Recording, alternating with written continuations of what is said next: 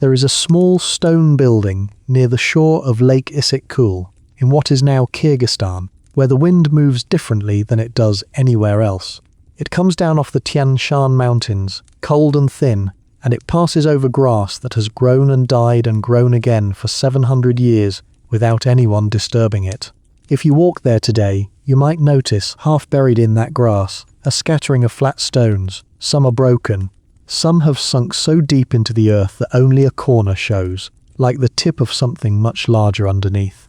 If you knelt down and brushed the soil away from one of them, you would find lettering. Syriac script, carved by hand, worn soft by centuries of rain. Most of the stones say ordinary things: a name, a date, a short blessing for the dead. But a few of them, carved in the years 1338 and 1339, say something else. They say that the person buried beneath died of a plague. Nobody who carved those words knew what they were documenting. They believed they were burying a neighbour, a wife, a child, a friend from the small Christian trading community that lived along that lake in the shadow of the mountains. They could not have known that they were writing the opening line of one of the most consequential stories in human history. They could not have known that whatever sickness had come down from the peaks around them, carried perhaps in the blood of a marmot or the bite of a flea, would in less than 10 years reach the coast of England, the docks of Alexandria, the streets of Florence and the fjords of Norway.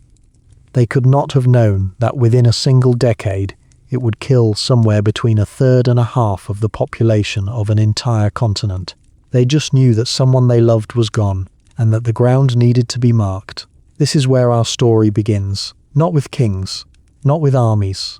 not with a single dramatic event that changed everything overnight. It begins quietly, at the edge of a lake, in a place most people have never heard of, with an illness that had been living in the earth for longer than any human civilization had existed. Tonight, we are going to follow that illness. We are going to walk with it, slowly, patiently, from the grasslands of Central Asia to the ports of the Mediterranean, and eventually into the heart of a world that had no idea what was coming. We are not going to rush. There is no need to rush. The plague itself did not rush, not at first. It moved the way trade moved, the way travellers moved, the way rats moved, along the hulls of ships and the roads of caravans. It moved at the pace of the 14th century world. So let yourself settle in. Let your shoulders soften into whatever surface is holding you right now. We have a long journey ahead of us tonight, and there is nowhere else you need to be. Before we can understand how the Black Death changed everything, we have to understand what everything looked like before it arrived. We have to spend some time simply living in that world, the way its people lived in it, without yet knowing what was coming.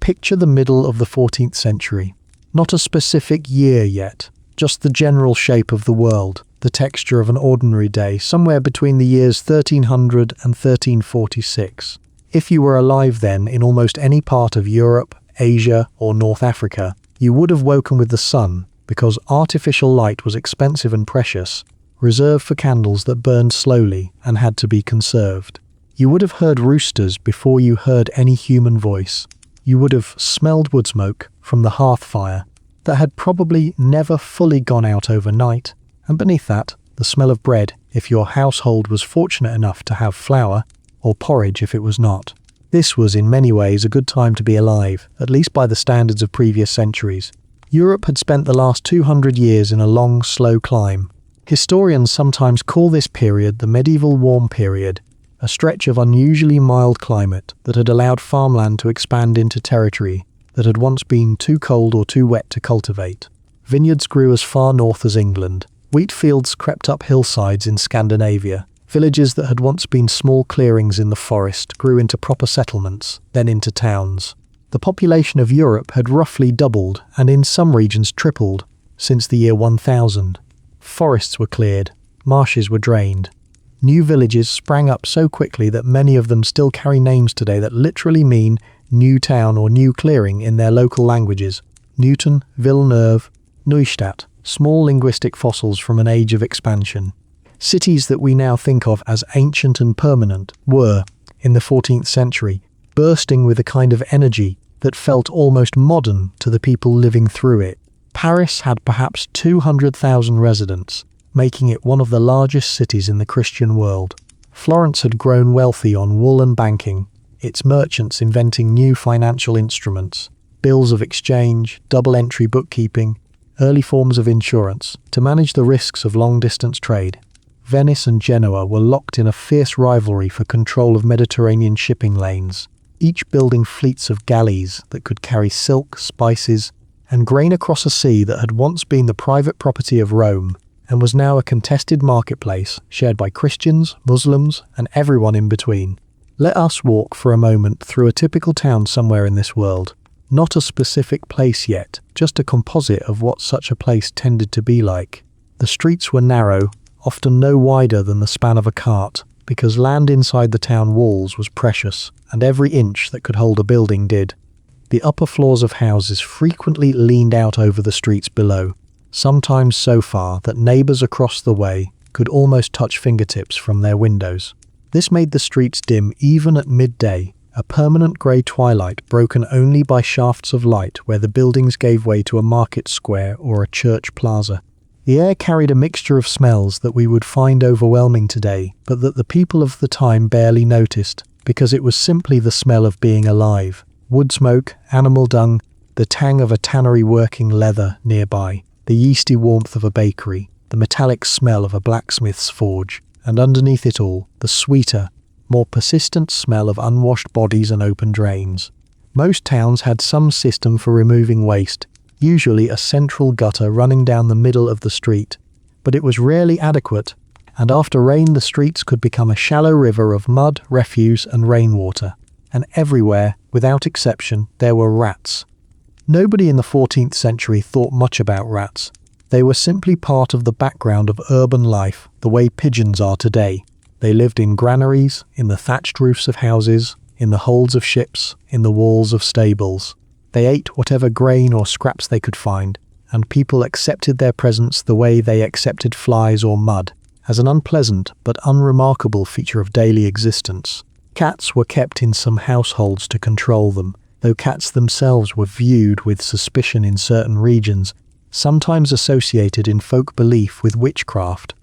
an association that would later, tragically, work against the very creatures that might have helped slow what was coming. Daily life for the vast majority of people revolved around agriculture. Perhaps 80 to 90% of the population in most regions lived in the countryside, working the land either as free peasants, tenant farmers, or in some parts of Europe, as serfs still bound to a lord's estate under the older feudal arrangements that were by this point beginning to loosen in many places. A peasant family's day began before dawn and followed the rhythm of the seasons with an intimacy that modern life has almost entirely lost. In spring there was ploughing and sowing. In summer there was the endless labour of weeding, of tending livestock, of praying for rain that came at the right time and in the right amount, not too much which could rot the crops, and not too little which could bring famine. In autumn came the harvest, the most intense and crucial period of the entire year, when every able body in a village, including children as young as 6 or 7,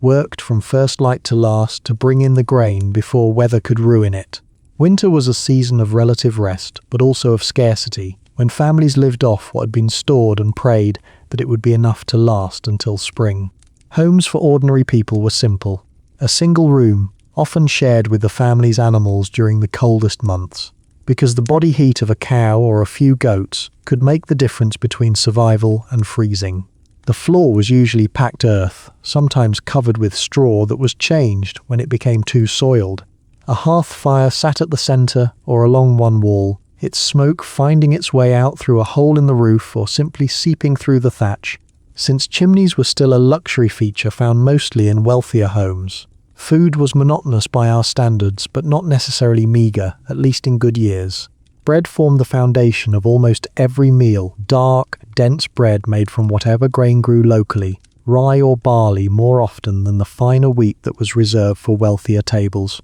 This was supplemented with pottage, a thick stew of vegetables, grains, and occasionally meat, simmered for hours in a single pot hanging over the fire. Meat itself was a luxury for most peasant families, eaten perhaps once a week if they were fortunate, more often replaced by cheese, eggs, or whatever fish could be caught locally. Children in this world grew up fast. Infant mortality was extraordinarily high. It's estimated that perhaps a third of children died before reaching the age of 5, even in good times, from causes we would consider minor or preventable today. Infections, dysentery, complications of childbirth, accidents. This did not mean parents loved their children less, despite what some later historians once assumed. It meant that grief was woven into the fabric of ordinary life in a way that is difficult for us to fully imagine now. A mother in the 14th century might bury 2 or 3 children before any of them reached adulthood, and continue on with her daily labour, her faith, and her remaining family, because the world simply did not stop for grief the way we might expect it to. Religion was not a separate compartment of life, the way it often is today. It was the framework that held everything else together. The bells of the parish church marked the hours of the day. The liturgical calendar marked the seasons, not just spring, summer, autumn and winter, but Advent, Lent, Easter, the feast days of saints that dotted the year with colour and ritual, and often welcome breaks from labour. Nearly everyone in Western Europe was Catholic, and the church was not merely a spiritual institution, but an enormous political, economic and social one, owning vast tracts of land, collecting tithes, running the only formal system of education and medical care that existed, and providing the primary lens through which people understood suffering, death, sin and hope. Death itself was far more visible and far more present in 14th century life than it typically is in ours. People died at home, surrounded by family, and the dead were washed, dressed, and often laid out in the same room where the family ate and slept, before being carried to the churchyard for burial. Children witnessed death routinely, the death of siblings, of grandparents, of neighbours. This did not make death easy or painless for them. Grief in historical letters and chronicles from the period is often raw and devastating, but it did mean that death was not hidden away, sanitized, or kept at a careful distance the way it often is in much of the modern world. It was simply part of the visible texture of being alive. And yet, for all its hardships, this was a world that many of its inhabitants experienced as one of quiet, steady improvement.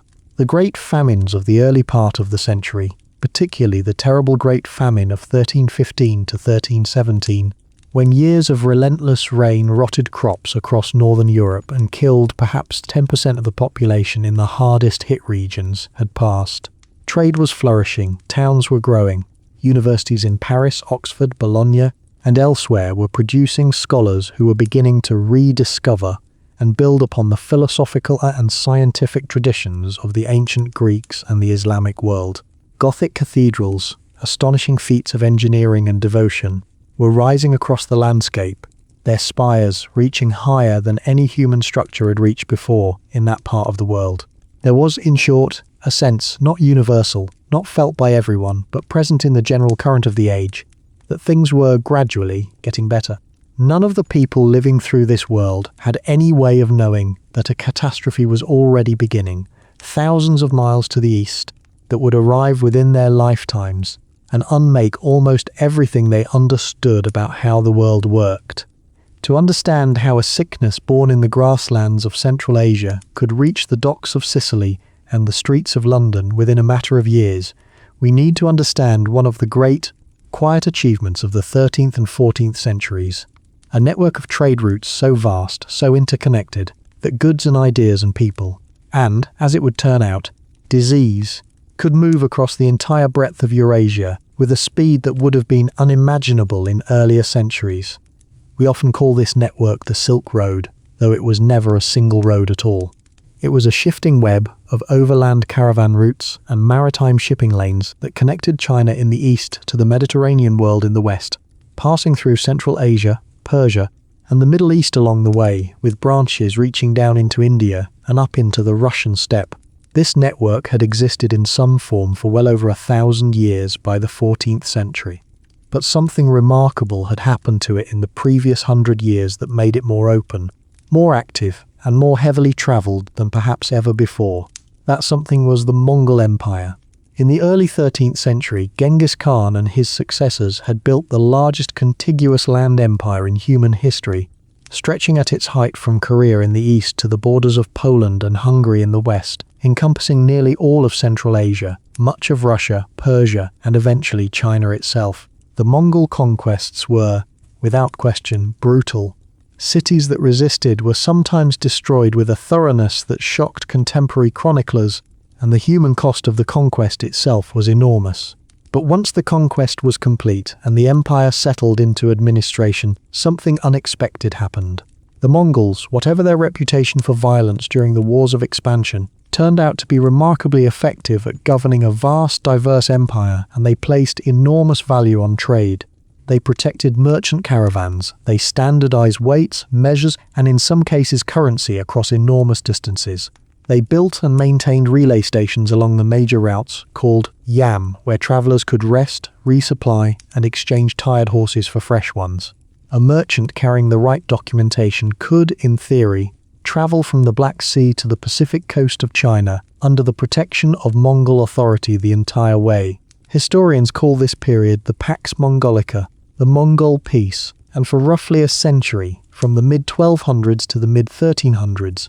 it made possible a volume and speed of long-distance trade and travel across Eurasia that had never existed before and would not exist again for centuries. It was during this period that a young Venetian named Marco Polo, along with his father and uncle, travelled overland all the way to the court of Kublai Khan in China, and returned to write an account so full of wonders that many of his contemporaries assumed he was exaggerating or outright lying. Missionaries travelled the same routes, hoping to convert the Mongols to Christianity. Goods flowed in both directions, silk, porcelain and spices moving west, glass, wool and silver moving east, and along with all of it, ideas, mathematical concepts, astronomical knowledge, medical practices, religious beliefs and technologies like the compass and gunpowder, which would eventually transform the world in ways no one along those roads could have anticipated. Let us walk for a moment along one of these routes somewhere in Central Asia, in the years before the plague began,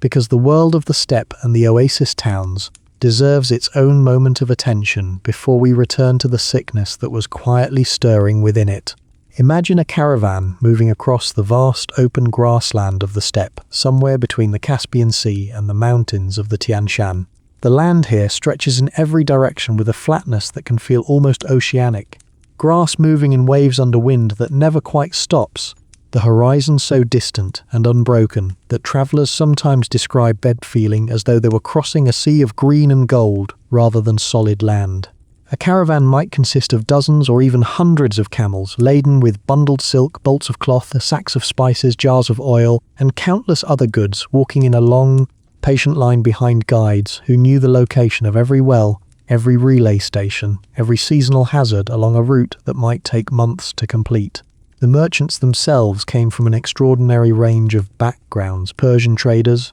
Central Asian Turkic and Mongol middlemen, Arab merchants, occasionally Venetian or Genoese agents who had travelled east specifically to establish direct trading relationships rather than relying on intermediaries. At night, the caravan would stop, and the world would narrow to the warm circle of firelight, the smell of roasting meat, the sound of different languages mixing together as merchants from a dozen different homelands shared food, stories, and news, gathered from 1,000 miles in every direction. These caravans were, in a very real sense, some of the most connected cosmopolitan communities on Earth at that time. Small travelling societies where a merchant from Genoa might share a meal with a trader from Samarkand and a Mongol official from the court of a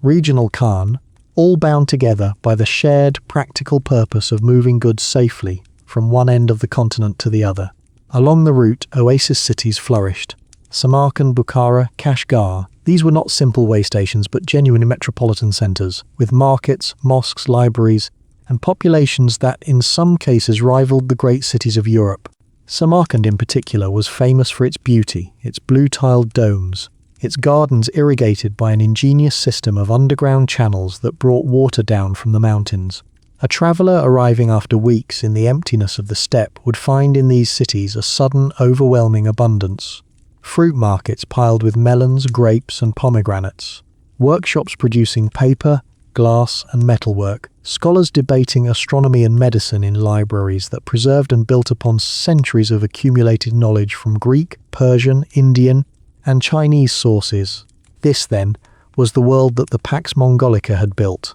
an interconnected Eurasia, more tightly linked by trade and travel than at any previous point in human history, humming with commerce, ideas and movement across thousands of miles. It was an extraordinary human achievement, and it would also become, without anyone intending it or understanding it, the perfect delivery system for a catastrophe.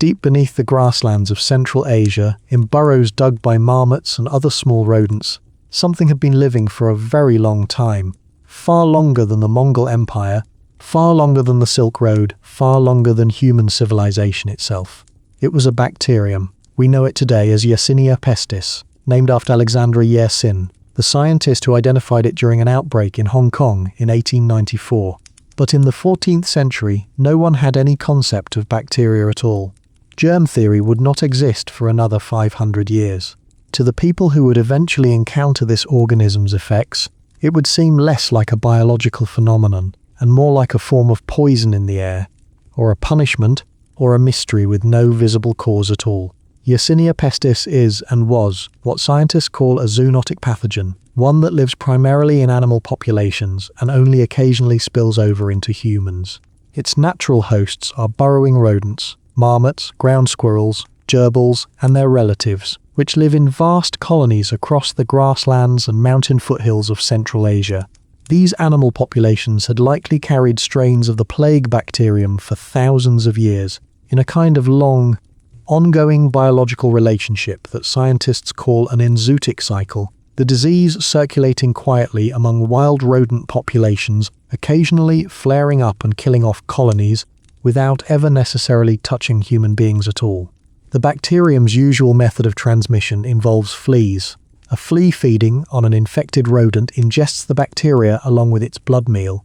Inside the flea's digestive system, under the right conditions, the bacteria can multiply to the point where they actually block the flea's gut. This is a gruesome but evolutionarily elegant adaptation from the bacterium's perspective. A blocked, starving flea becomes desperate and bites more aggressively and more frequently, trying and failing to feed, and in doing so regurgitates infected blood back into each new bite, spreading the bacteria to whatever creature it happens to be biting. Under normal circumstances, this cycle stays largely contained within rodent populations, occasionally causing what modern epidemiologists would recognize as a die-off among marmots or other burrowing animals in a particular region, without spreading much further. Human beings, in this ordinary cycle, are a kind of accidental victim, bitten by fleas that have lost their preferred rodent hosts to a die-off and are searching for any available blood meal. Something changed in the early decades of the 14th century, though historians and scientists continue to debate exactly what and exactly when. The most widely supported theory, drawing on both historical records and more recent genetic analysis of ancient plague samples, points to a combination of factors converging in Central Asia sometime in the 1330s. Climate appears to have played a role. Tree ring data and other paleoclimatic evidence suggest that the region experienced unusual weather patterns in this period. Years of increased rainfall following a period of drought, which can cause a boom in rodent populations as vegetation becomes more abundant, followed by a crash when conditions shift again. Such boom and bust cycles in rodent populations are known, in modern plague-endemic regions, to increase the likelihood of the disease spilling over from wildlife into other animals and eventually into humans, as fleas that have lost their usual hosts search more widely and more desperately for blood. We also know, thanks to a small but crucial body of physical evidence, that something unusual was happening in this exact region, in this exact period, those gravestones at Issyk Kul that we began this story with. The Nestorian Christian cemetery near that lake, used by a small trading community, contains a cluster of burials in 1338 and 1339 explicitly marked, in their Syriac inscriptions, as deaths from plague, far more such burials than in any other year on record at that site before or after. This is, as far as historians can determine, one of the very first documented clusters of what would become the Black Death, a small human community at the edge of a lake, absorbing the first identifiable blow of a catastrophe that had not yet acquired a name. We do not know precisely how the disease made the leap from marmots to fleas to the small trading community at Issyk Kul to the wider human world. It may have been a hunter or trapper, since marmot fur was a valued trade good across the region, and hunting marmots inevitably meant occasional exposure to their fleas and their blood. It may have been through contact with other rodent species that serve as intermediaries between wild marmot populations and human settlements, such as the black rat, which thrives in close proximity to humans, and would go on to play an enormous role in the story we are telling tonight. Once the disease reached human populations, it found, tragically, an almost perfectly designed delivery system waiting for it. The roads, caravans, relay stations, and trading cities of the Pax Mongolica, all interconnected, all constantly moving people and goods, and, inevitably, rats and fleas, across thousands of miles in a matter of weeks or months rather than years. We should pause here, gently, to describe what this disease actually does to the human body, because understanding it will help everything that follows make more sense. Though we will not linger on this too long, and we will return to it with more detail as our story requires. Yersinia pestis in humans can manifest in several different forms, though they are all caused by the same bacterium. The most common form during the Black Death, based on the descriptions left by contemporary observers, was what we now call bubonic plague. After a person was bitten by an infected flea, the bacteria would travel through the lymphatic system to the nearest lymph nodes, often in the groin, armpit or neck, depending on where the bite occurred, and begin to multiply there, causing the lymph node to swell dramatically, sometimes to the size of an egg or even larger. These swellings became known as buboes, and it is from this word that the disease takes its more formal name, bubonic plague. Alongside the buboes came a cascade of other symptoms: high fever, chills, exhaustion, vomiting, and often, as the disease progressed, dark blotches on the skin caused by bleeding beneath the surface. A symptom that may be connected to the later name history would eventually give this pandemic, the Black Death, though that specific name would not actually come into common use until centuries later. In the 14th century, people who lived through it typically called it simply the pestilence, the great mortality, or the plague. In some cases, the bacteria would spread further into the bloodstream, causing septicemic plague, which could kill within a day, sometimes before the characteristic buboes even had time to fully form. In other cases, the infection would settle in the lungs, causing pneumonic plague, which could then spread directly from person to person through coughing in the manner of an ordinary respiratory illness, without needing a flea at all, a version of the disease that was, tragically, even more contagious and even more lethal than the bubonic form. We will meet all of these forms of the disease again as our story continues. For now, it is enough to understand this. Somewhere in the grasslands and mountain valleys of Central Asia, in the years around 1338, an ancient bacterium that had lived quietly in rodent populations for millennia found its way into human beings at almost exactly the moment in history when human beings had built the most extensive, most efficient network of long-distance travel and trade the world had ever seen.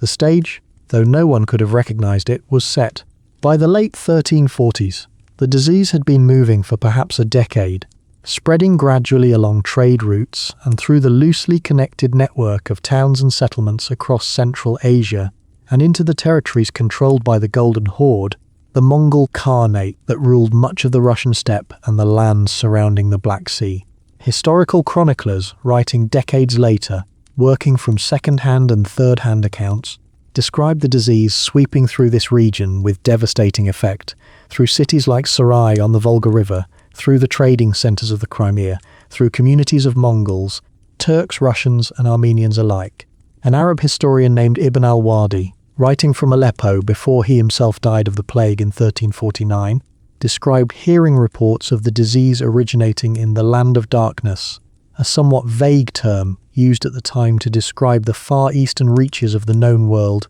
and moving westward with what he called a merciless persistence, sparing almost no region it touched. We should be careful here, because the historical record from this early period of the pandemic's spread is fragmentary, filtered through chroniclers who were often writing from a distance, sometimes years later, and sometimes blending eyewitness fact with rumour, religious interpretation, and the natural human tendency to make sense of chaos by imposing a narrative onto it. What we can say with reasonable confidence is that by the year 1346, the disease had reached the Crimean Peninsula on the northern shore of the Black Sea, and it was here that one of the most consequential and most vividly documented episodes in the entire story of the Black Death took place. The city was called Kaffa, known today as Feodosia in Crimea. In the 14th century, Kaffa was not controlled by the Mongols or by any local power, but by the Republic of Genoa, one of the two great maritime trading powers of the Mediterranean,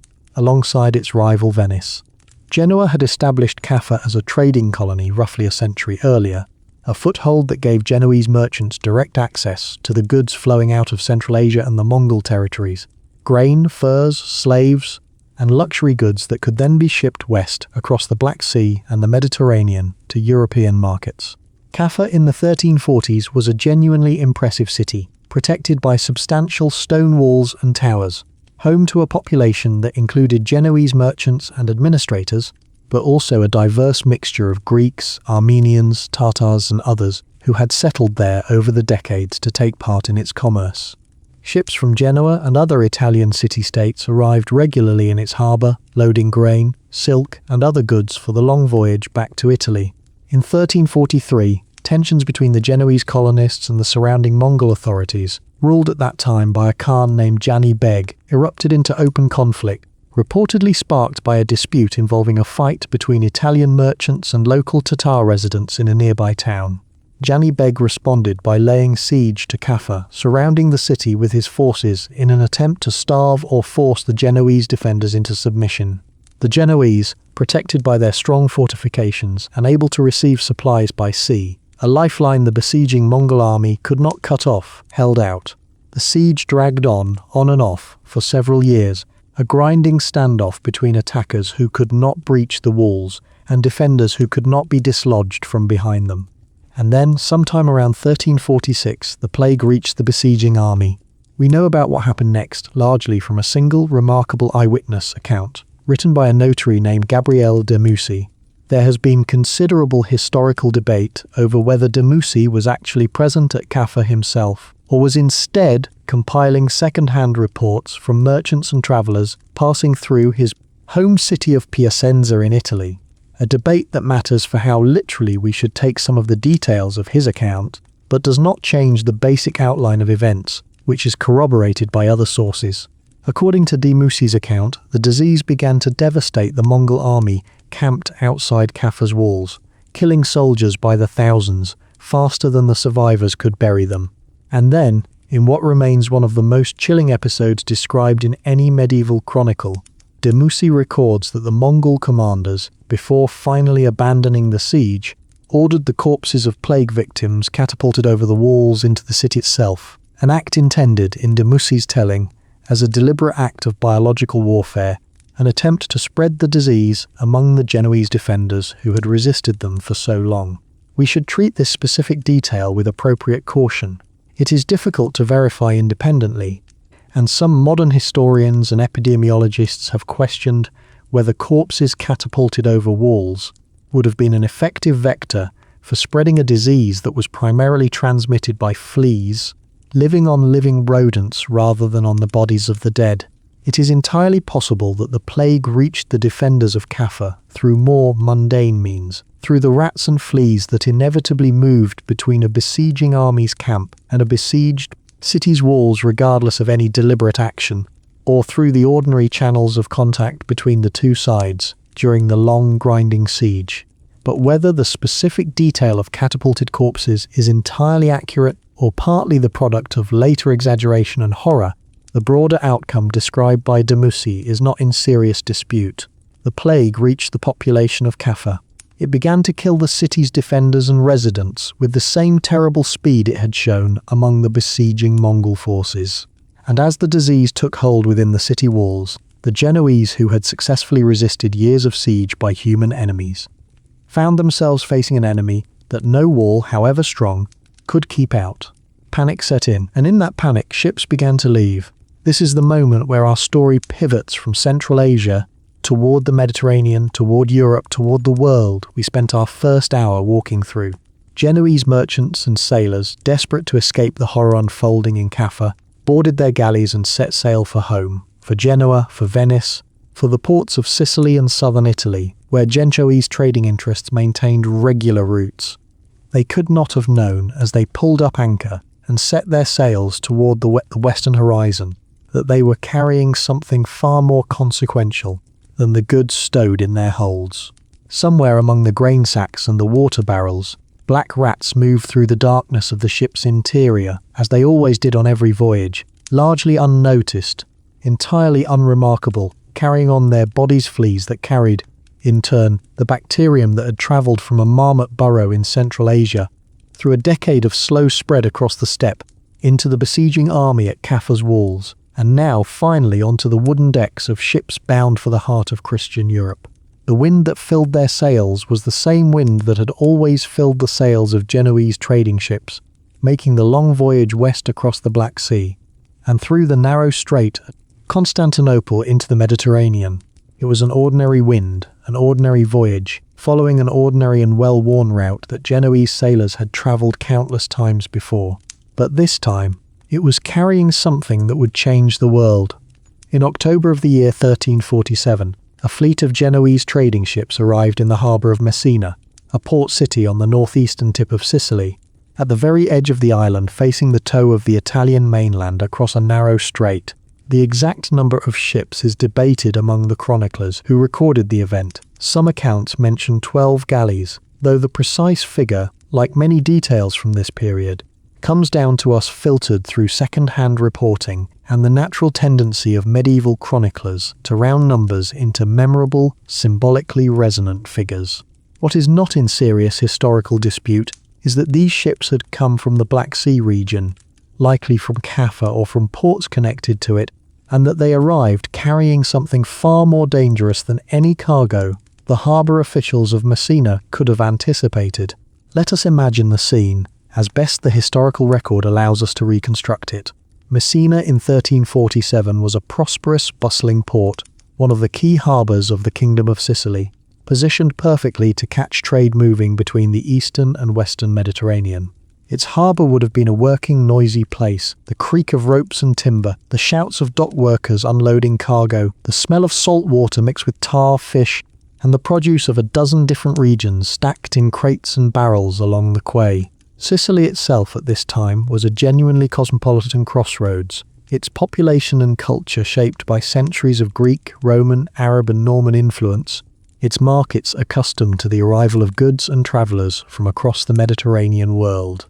When the Genoese ships arrived, harbour officials would have gone through the ordinary process of managing their arrival, inspecting cargo, assessing duties, arranging for the ships to dock and unload. But something was very wrong aboard these vessels. Later chroniclers described the ships arriving with most of their crews already dead or dying, the surviving sailors reduced to a fraction of the number who had originally set out, many of them themselves showing the terrible swellings and dark blotches that would soon become horrifyingly familiar across the entire continent. A Franciscan friar named Michael of Piazza, writing what remains one of the most detailed contemporary accounts of the plague's arrival in Sicily, described the sailors on these ships as carrying, in his words, sickness in their very bones, a poetic but unmistakably horrified way of conveying just how universally and how visibly the disease had taken hold among the crews by the time they reached port. The people of Messina, understanding almost immediately that something catastrophic had arrived among them, tried to expel the ships, ordering them to leave the harbour and sail elsewhere. But it was already too late. In the time the ships had spent docked, rats had already made their way ashore, as rats always did whenever a ship came into port, scurrying down mooring ropes, hiding in the crates and sacks of cargo being unloaded onto the docks, disappearing into the granaries, warehouses, and narrow streets of the city before anyone fully understood what they carried. Within days, the disease was in Messina itself.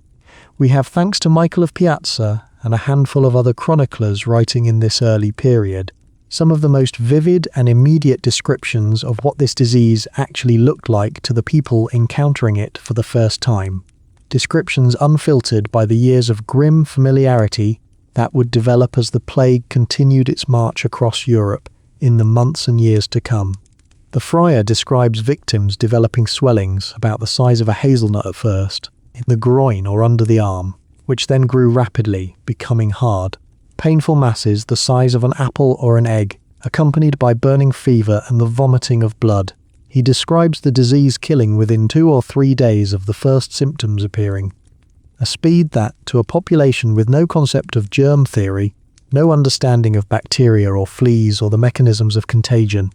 must have felt less like an illness in any familiar sense and more like a kind of curse or poison moving invisibly through the air itself. Panic spread through Messina as quickly as the disease did. Chroniclers describe residents fleeing the city entirely, abandoning homes, shops, and even sick family members in their desperation to escape whatever invisible force was killing their neighbours with such terrible speed. Some fled to the countryside, some fled to other towns, not yet understanding, how could they have understood, that in doing so, they were almost certainly carrying the disease with them, spreading it to every new place they sought refuge. This pattern, a population fleeing a stricken city only to inadvertently carry the contagion to new, previously unaffected places, would repeat itself again and again across the coming years, in city after city, region after region, an unintended but devastatingly effective mechanism for spreading the disease that no one at the time could recognize for what it was. From Messina, the plague began to move in multiple directions almost simultaneously, carried by ships continuing their normal trading routes, by refugees fleeing the initial outbreak, by the simple, unstoppable movement of rats, fleas and infected people along roads and sea lanes that had, for generations, connected every part of the Mediterranean world to every other part. By the end of 1347, the disease had reached other parts of Sicily. It had reached the Italian mainland, arriving in the port cities of Genoa and Venice by the final weeks of the year, a bitter irony, given that it was Genoese ships themselves that had likely carried the plague westward from Caffa in the first place, meaning that the very network of trade and commerce that had made Genoa and Venice into wealthy, powerful maritime republics was now the mechanism delivering catastrophe to their own doorsteps. It is worth pausing here to sit with a particular quiet kind of tragedy embedded in this moment, that the ships arriving in Genoa and Venice in the final weeks of 1347 were,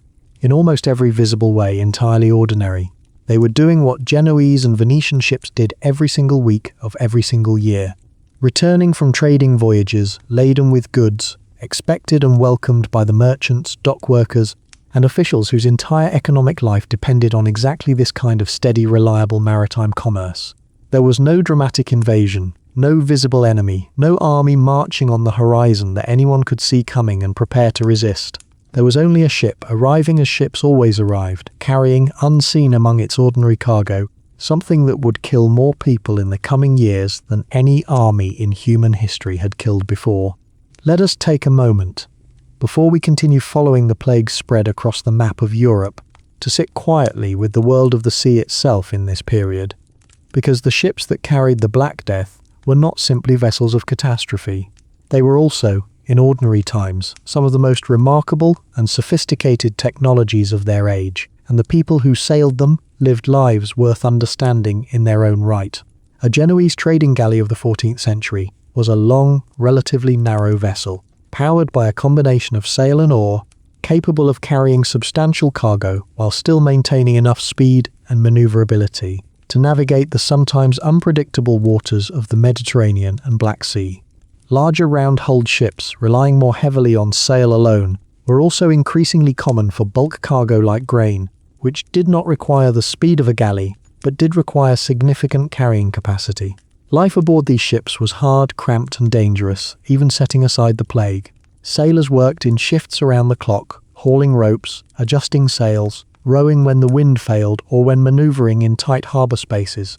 They slept, when they could, in cramped quarters below deck or simply on the open deck itself, exposed to weather. Food consisted largely of hard biscuit, salted meat or fish, and whatever fresh water could be carried in barrels, which inevitably grew stale and sometimes foul over the course of a long voyage. Fresh food, when it was available at all, came from brief stops at ports along the route. The men who crewed these vessels came from a wide range of backgrounds, some free sailors from Genoa or Venice itself, working for wages, hoping to eventually save enough to buy a small stake in a trading venture of their own. Others were slaves or indentured labourers, a grim but entirely normal feature of Mediterranean maritime commerce in this period, drawn from various regions around the Black Sea and beyond. The ships themselves also, inevitably, carried an entire ecosystem of stowaway life that no one thought much about: insects, the occasional lucky cat brought aboard specifically to hunt vermin, and above all rats, the black rat, Rattus rattus, a species that had spread throughout the Mediterranean world centuries earlier and had become so completely integrated into the infrastructure of ships, granaries, and human settlements that its presence was simply assumed, an unremarkable fact of maritime and urban life rather than a cause for particular alarm. It is worth sitting with this detail for a moment because it captures something essential about how the Black Death spread with such devastating speed. It did not require any special or unusual mechanism. It required only the entirely ordinary infrastructure of trade and travel that Mediterranean and European society had already built over centuries for purposes that had nothing to do with disease at all. Infrastructure built to move silk and spices and grain and wine, which turned out, with tragic efficiency, to be equally capable of moving a lethal pathogen across the length and breadth of an entire continent. The captains and merchants who commanded these voyages were, for the most part, skilled, careful professionals, men who understood currents, winds, and seasonal patterns with an expertise built up over generations of accumulated maritime knowledge. They navigated using a combination of dead reckoning, knowledge of coastlines and landmarks, and increasingly, by the 14th century, the magnetic compass, which had made its way to the Mediterranean world from China, via the same trade networks that were now, in a bitter twist, also carrying the plague. None of this skill or care could have protected them from an enemy they could not see, could not name, and had no framework for understanding. A ship's captain in 1347, watching his crew sicken and die one after another during a voyage, would have had no concept of bacteria, no concept of fleas as vectors of disease, no concept of the biological mechanism unfolding aboard his own vessel. He would have understood only that something terrible and inexplicable was happening, and that his ship, his ordinary, familiar, well-built ship, the product of generations of careful craftsmanship and the foundation of his entire livelihood, had somehow become a vessel of death. By the early months of 1348, the plague had firmly established itself in the major port cities of Italy, Genoa, Venice, and Pisa among them, and from these initial points of entry, it began the process of moving inland following the same roads, rivers and trade routes that had, for generations, connected Italy's coastal cities to its interior towns and countryside. The speed of this spread varied depending on terrain, season, and the density of trade connections between different places, but in general, historians estimate that the plague could move across a region at a rate of roughly 1 to 5 kilometers per day when traveling with human carriers along roads, though it could leap much further and much faster when carried by ship along coastal or river routes, a pattern that meant coastal cities and river towns were often struck earlier and harder than more isolated inland communities, at least in the initial wave. Florence, the great banking and wool trading city of Tuscany, was struck in the spring of 1348. It is from Florence that we have one of the single most famous and most widely read eyewitness accounts of the entire Black Death, written by the poet and writer Giovanni Boccaccio as the introduction to his masterwork, the Decameron, a collection of stories that he frames as being told by a group of young Florentines who have fled the city to escape the plague, taking shelter together in the countryside, and passing their days telling tales to distract themselves from the horror unfolding around them. Boccaccio's description of Florence during the plague remains, even today, one of the most vivid pieces of writing to survive from this period, and it deserves to be sat with carefully, in our own words, because it captures something that dry historical statistics cannot fully convey: what it actually felt like to live through this. He describes a city transformed almost beyond recognition, the ordinary rhythms of urban life, the markets, the churches, the streets full of neighbours greeting each other, the small rituals of civic and religious life that had structured Florentine existence for generations, collapsed entirely under the weight of mass death and terror. He describes families abandoning sick relatives, parents abandoning children, a complete breakdown of the social bonds and obligations that had, in ordinary times, held Florentine society together.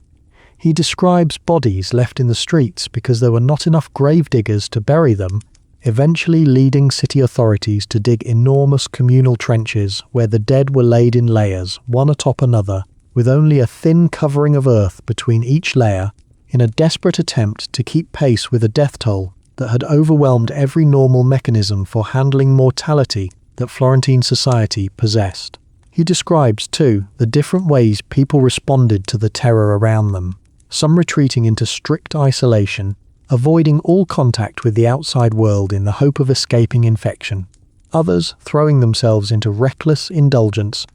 reasoning that since death seemed to be coming for everyone regardless of behaviour, they might as well spend whatever time remained to them in pleasure and excess. Still others fleeing the city entirely for the countryside, as the young Florentines in his own frame narrative do, hoping that distance and fresh air might offer some protection that the crowded, disease-ridden streets of the city could not. We should pause here and note something important. Boccaccio was a writer of fiction, composing a literary work rather than a strict historical chronicle,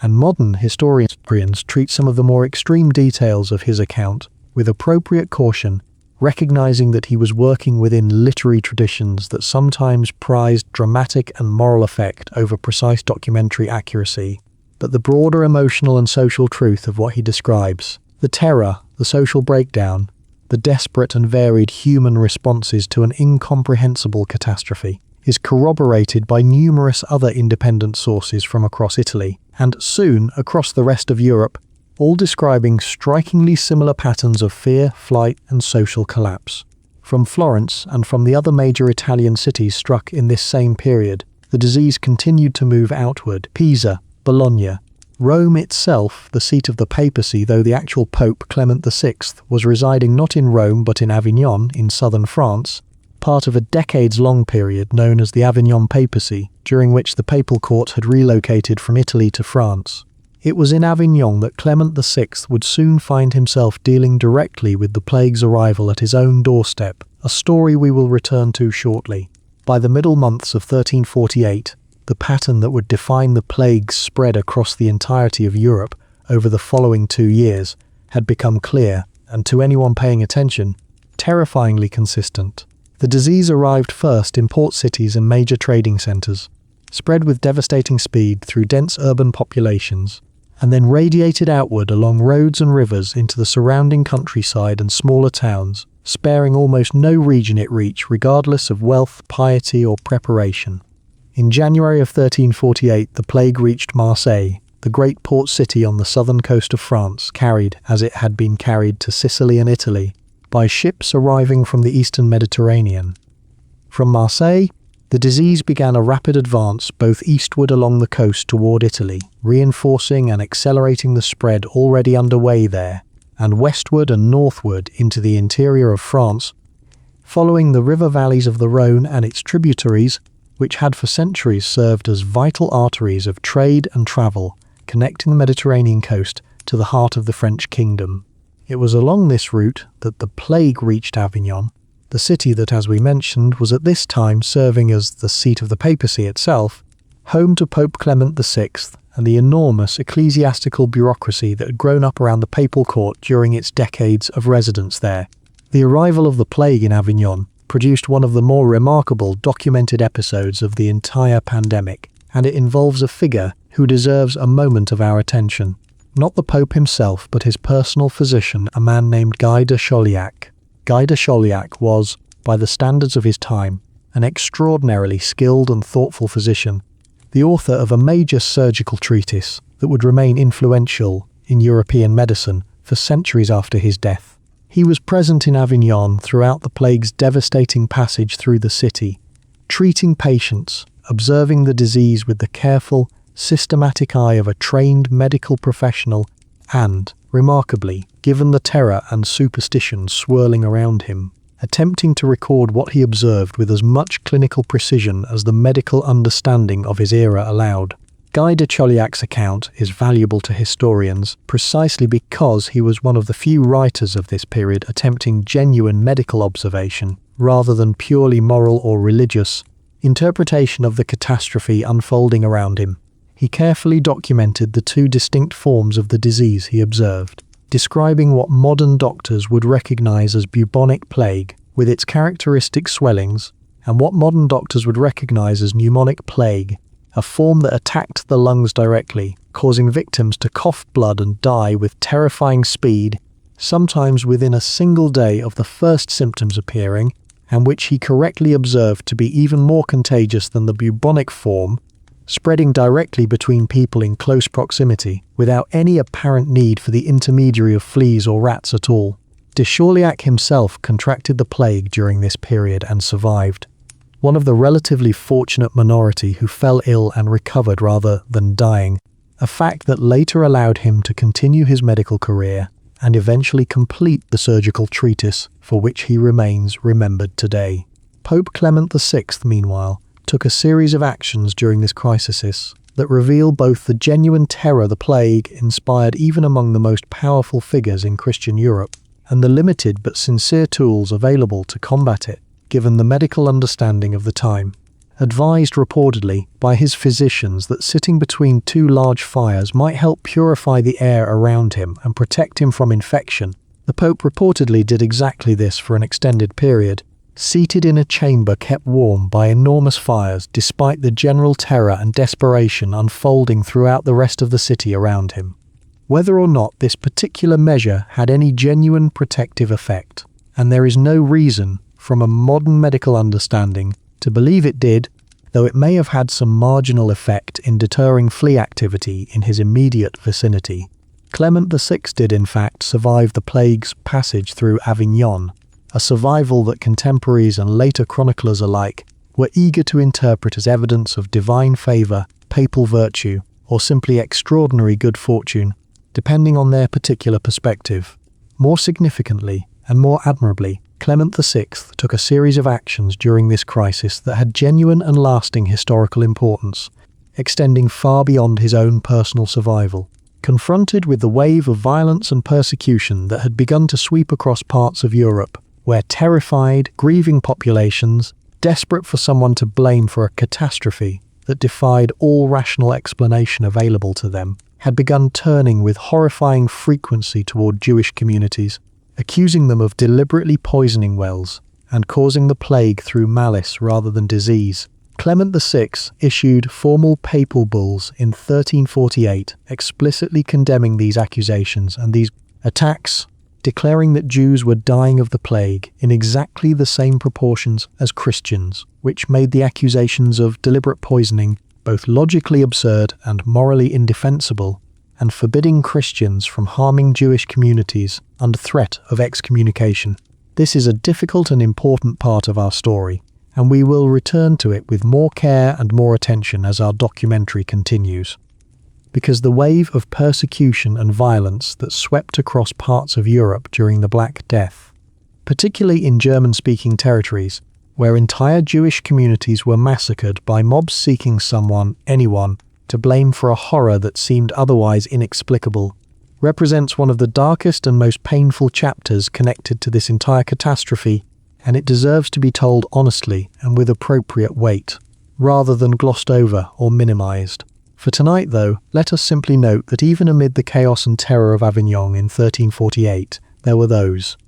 a physician carefully documenting symptoms in the hope of future understanding, a pope formally condemning the persecution of the innocent, who responded to catastrophe not merely with fear, but with something closer to reason, compassion, and the patient, difficult work of trying to understand and to protect, even when the tools available to them were desperately inadequate to the scale of what they faced.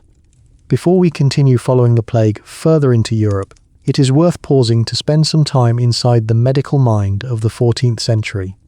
to understand, gently and without judgment, what educated people of this era actually believed was happening to them, and why the responses that seem, from our modern vantage point, so inadequate or even bizarre, made a great deal of sense within the framework of knowledge available at the time. Medieval European medicine was built primarily on a foundation inherited from ancient Greek and Roman sources, particularly the writings attributed to Hippocrates and, even more influentially, the Roman physician Galen, whose theories had been preserved, translated, and further developed by Islamic scholars in the intervening centuries before making their way back into European universities through Latin translations produced in Spain, Sicily, and elsewhere during the 12th and 13th centuries. At the heart of this medical tradition was the theory of the four humours, the belief that the human body was governed by a balance of four fundamental fluids: blood, phlegm, black bile, and yellow bile,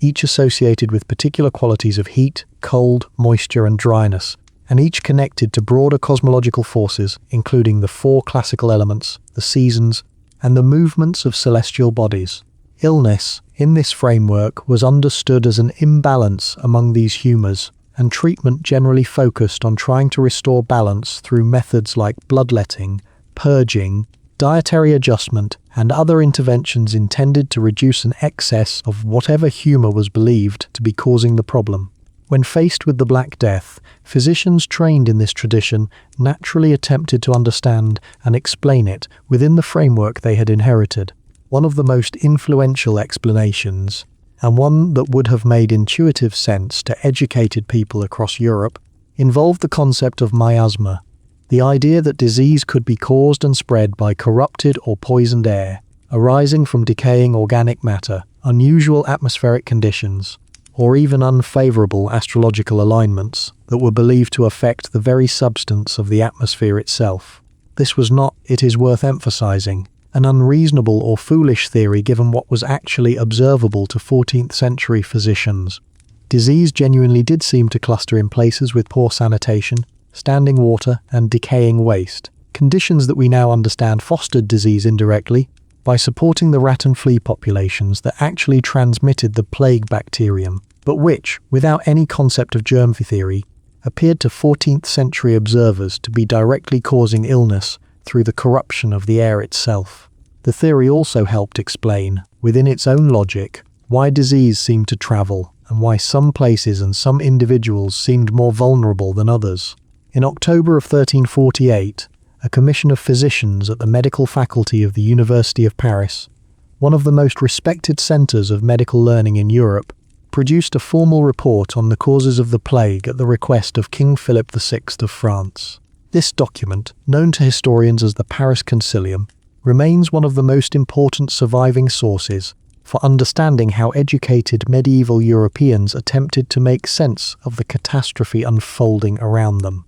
The Paris physicians identified what they believed to be the ultimate, distant cause of the plague as an unusual conjunction of the planets Saturn, Jupiter, and Mars that had occurred in the constellation Aquarius in the year 1345, an astrological event that, according to the medical theory of the time, was believed capable of drawing up corrupt vapours from the Earth and generating a poisonous corruption of the atmosphere that would then spread across vast distances, carried by winds, eventually reaching and infecting human populations far from the original point of corruption. This is, from our modern scientific perspective, an entirely mistaken explanation, but it is worth appreciating that it represented the honest, careful application of the best available theoretical framework by genuinely learned people doing their best to make sense of an unprecedented catastrophe using the intellectual tools their era had given them. From this underlying astrological and atmospheric theory flowed a range of practical recommendations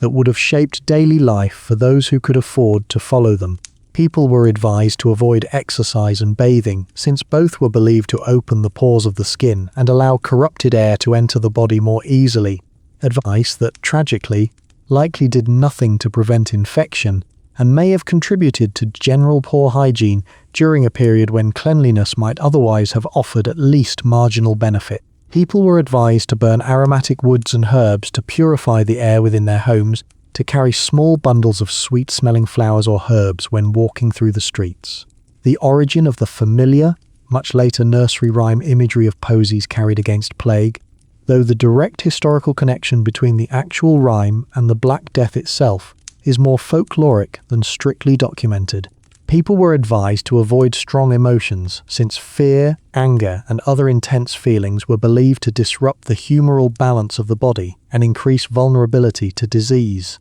Physicians who did visit plague victims, and many to their considerable credit, continued to do so despite understanding perfectly well the mortal risk involved in doing so. Sometimes wore elaborate protective garments, including robes treated with wax and, in some depictions from slightly later in the pandemic's history, the now iconic beaked masks filled with sweet-smelling herbs, worn in the belief that this would filter out the corrupted air before it could be inhaled. None of these measures had any meaningful effect on the actual bacterium spreading through flea bites and, in the pneumonic form, through respiratory droplets. But we should resist the temptation to view the physicians and scholars of this period as simply foolish or superstitious. They were operating with the most sophisticated medical and scientific framework available to them, applying it with genuine intellectual rigor, and in many documented cases, continuing to treat patients, record observations, and search for understanding even as the disease killed a significant proportion of practicing physicians themselves,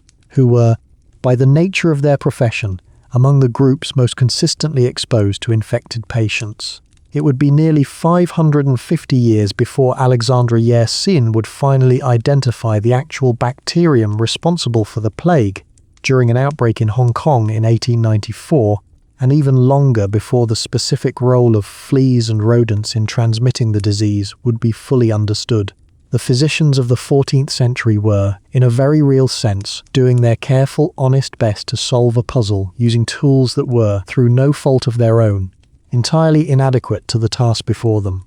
By the summer of 1348, the plague had spread across most of France, reached into the Iberian Peninsula, established itself firmly throughout Italy, and was beginning its advance toward the English Channel, carried by the same combination of shipping routes and overland travel that had already carried it across the length of the Mediterranean and up through the heart of France. Let us pause here, before we cross into England and continue our journey through the remainder of this catastrophe, and allow ourselves simply to sit with the human scale of what was happening during these months, not as a sequence of dates and place names, but as an accumulating weight of individual human experience, repeated across hundreds of towns and thousands of villages, each one absorbing this catastrophe as though it were the only place in the world experiencing it, because for the people living through it, in a very real sense, it was. Imagine an ordinary market town somewhere in southern France or northern Italy in the weeks after the plague's arrival.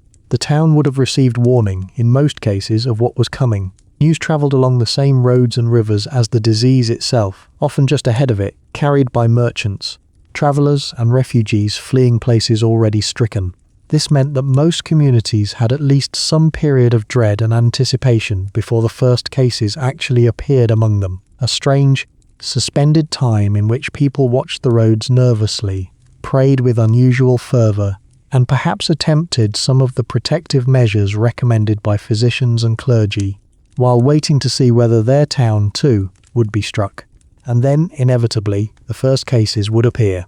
A merchant recently returned from a trading journey, a traveller who had passed through the town and fallen ill at the local inn, a family whose relative had visited from an already stricken city. Within days, sometimes within a single day, more cases would follow, and the terrible mathematics of the disease's spread would begin to reveal themselves. A town of perhaps 2,000 or 3,000 people might see dozens of new cases appearing daily within a matter of weeks, each case following the same terrifying trajectory Michael of Piazza had described in Messina: swelling, fever, agony, and in a very large proportion of cases death within 2 to 5 days. Local systems for handling death, built for ordinary times when perhaps 1 or 2 people in a community might die in an average week, simply could not cope with a mortality rate that could, at its peak, kill dozens of people daily in even a modestly sized town. Church bells, which had traditionally been rung for each individual funeral as a mark of respect and a public announcement of loss, in many places had to stop ringing altogether, because the constant tolling for the endless stream of dead became, in itself, a source of additional terror and despair for the living, and because there were, quite simply, too many deaths to mark each one individually in the traditional manner. Gravediggers, essential to any community's ability to manage death with dignity, were themselves among the most exposed and most vulnerable members of any stricken town, and many died in the course of their work, forcing towns to recruit new gravediggers from whatever population remained, sometimes offering unusually high wages to convince anyone at all to take on work that had become almost certainly fatal. Priests faced a similar agonizing situation. Their traditional role required them to visit the dying, to hear final confessions, to administer last rites, and to conduct funeral services, all of which meant direct, repeated, close contact with the most contagious individuals in any stricken community. Mortality among the clergy during the Black Death was, in many regions, catastrophically high, precisely because their religious duty required exactly the kind of close contact with the sick and dying that offered the highest risk of infection. Some priests, understandably terrified, fled their parishes rather than face near certain death, a failure that was bitterly remembered and resented by surviving parishioners in many communities, and which contributed, in the years and decades that followed, to a broader crisis of confidence in the institutional church that we will explore further as our story continues. But many other priests remained at their posts and died carrying out their duties, a sacrifice that was, and remains, one of the more quietly moving aspects of this entire catastrophe. Family structures, too, came under a kind of strain that is difficult to fully imagine from our modern vantage point. Boccaccio's description of parents abandoning children, and children abandoning parents in Florence was, distressingly, corroborated by chroniclers writing about many other towns and cities across Europe during this period. Not because people of the 14th century loved their families any less than people do today, but because the sheer overwhelming terror of a disease that seemed to kill with near total certainty anyone who came into close contact with a victim pushed some people, in the depths of their fear, toward choices that they and their communities would spend years afterward trying to understand, and in many cases, to forgive. At the same time, and it is important that we hold this truth alongside the darker one, countless other individuals responded to the crisis with extraordinary, quiet courage, nursing sick family members despite the obvious risk, continuing to work as physicians, priests, and gravediggers despite near-certain exposure, and in many documented cases, caring for sick neighbours, and even strangers with a generosity that shines through the historical record, even at this great distance in time. This is, perhaps, one of the most important things to understand about the Black Death as it moved through Europe in these years. It did not simply reveal a single, uniform truth about human nature. It revealed the full, complicated range of human response to catastrophe. Cowardice and courage, cruelty and compassion, superstition and genuine intellectual effort, despair and a stubborn, persistent will to continue living and caring for one another, all occurring simultaneously, often within the very same families, the very same streets, the very same communities, as an entire civilization absorbed a catastrophe of a scale it had never previously experienced and had no adequate framework for understanding.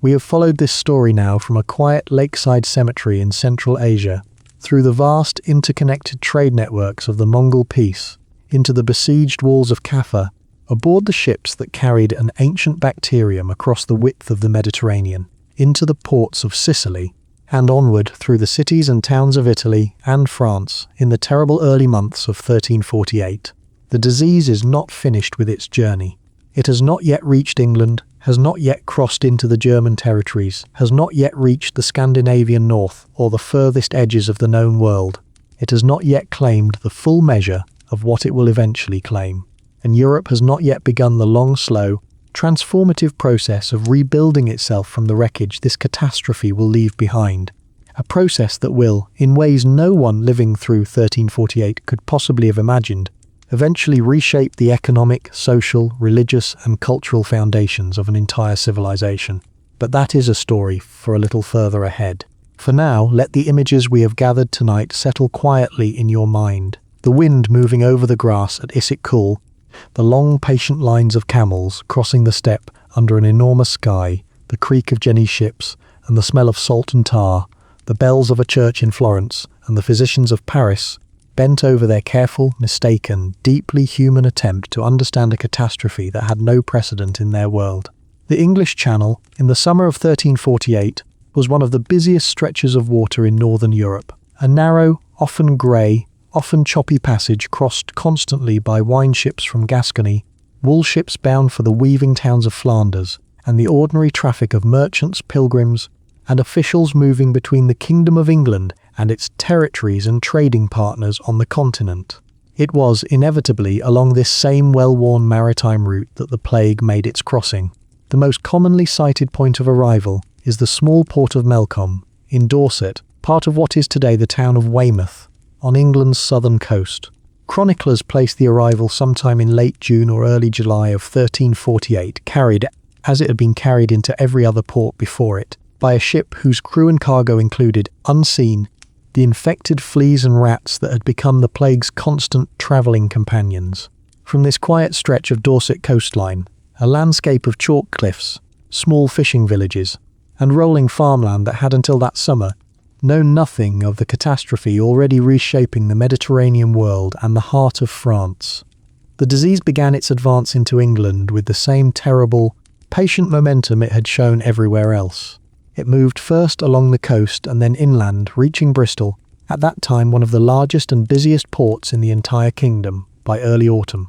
A chronicler writing about Bristol's experience that year described the city's suffering in language that echoes what we have already heard from Messina and Florence, a town seemingly abandoned by all hope, its people dying so quickly that the ordinary rhythms of urban life simply stopped. Shops shuttered and the streets grew eerily quiet except for the sounds of mourning, and, increasingly, the absence even of that, as families themselves were wiped out entirely, and there was no one left nearby to mourn them. By November of 1348, the plague had reached London, then a walled city of perhaps 60 to 80,000 people, already the political, economic and religious heart of the English kingdom, and, like every other major city it had touched, uniquely vulnerable to the disease precisely because of the density and interconnectedness that made it prosperous in ordinary times. London in this period was a crowded, energetic, sometimes chaotic place, its narrow streets thick with the traffic of merchants, tradespeople, clergy,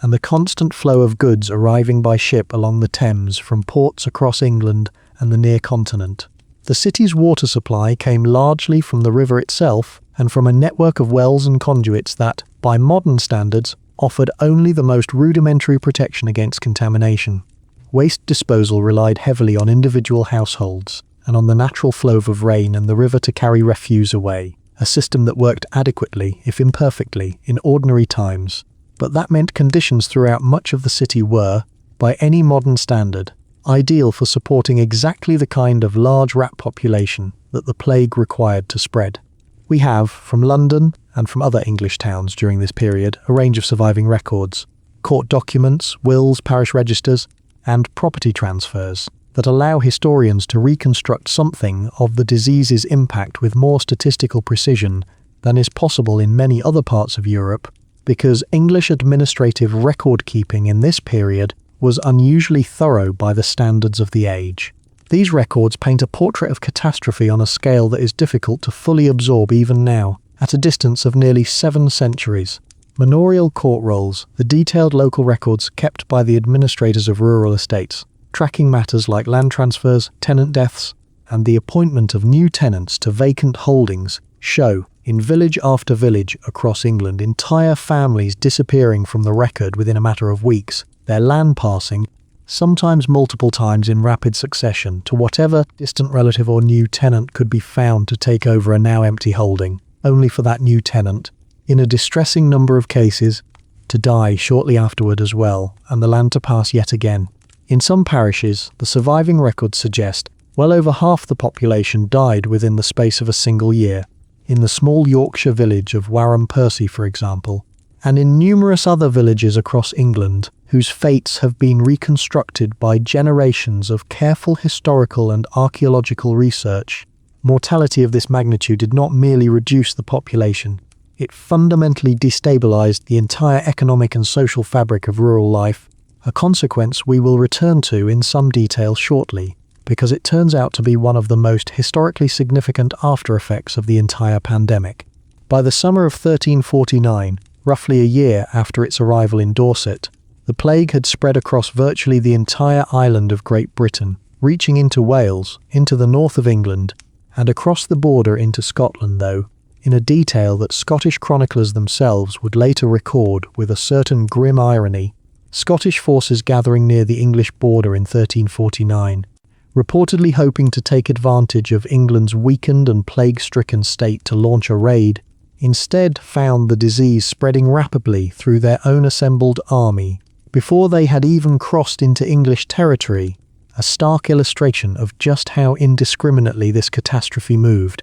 regardless of which side of any political or military conflict a person happened to stand on. Ireland too was reached by the plague during this same general period, carried by ships trading between Irish ports and England, Wales and the continent. A Franciscan friar named John Glynn, writing from Kilkenny, left behind one of the most poignant and haunting documents to survive from the entire pandemic, a chronicle in which he described, in increasingly desperate terms, the mounting death toll around him, the empty monasteries, the abandoned towns, until his final entry, written as he clearly anticipated his own death from the disease that had already claimed nearly everyone he knew, in which he left blank parchment following his final words, apparently in the hope that someone somewhere might survive to continue the record he could no longer complete himself. Historical tradition holds that Glynn did indeed die of the plague shortly after writing this final entry, though the precise circumstances remain, like much from this period,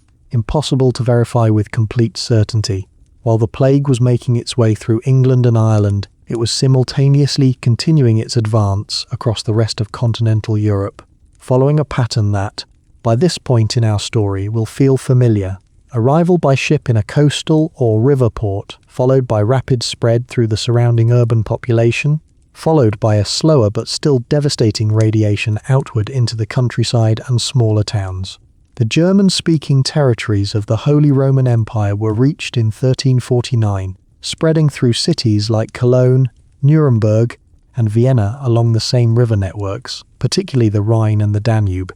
that had, in ordinary times, served as the great commercial arteries of Central Europe. It was in these German territories, tragically, that one of the darkest chapters connected to the entire Black Death unfolded, the chapter we touched on briefly when discussing Pope Clement VI's response from Avignon, and to which we promised we would return with more care, as the plague through Central Europe in 1348 and 1349, killing with a speed and scale that defied every existing framework people had for understanding disease, a terrible and tragically familiar human pattern emerged. Communities searching desperately for someone to blame, for some human agency that could explain a catastrophe that otherwise seemed to have no comprehensible cause or logic. In town after town across German-speaking Europe, and in parts of France, Spain, and elsewhere, this search for someone to blame turned with horrifying frequency toward local Jewish communities. Rumours spread, entirely baseless, but devastatingly effective at inflaming already terrified and grieving populations,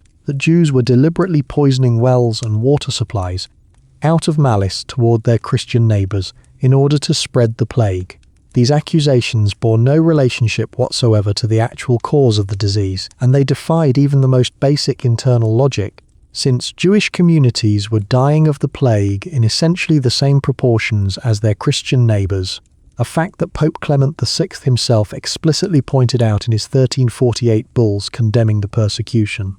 But logic and evidence carried little weight against the overwhelming terror and grief that had seized much of the population. Under judicial torture, itself a horrifying feature of the process, some individuals were coerced into false confessions of well poisoning, confessions that were then used to justify further violence. Beginning in the spring of 1348 in parts of southern France and Spain, and accelerating dramatically through German-speaking territories in 1348 and 1349,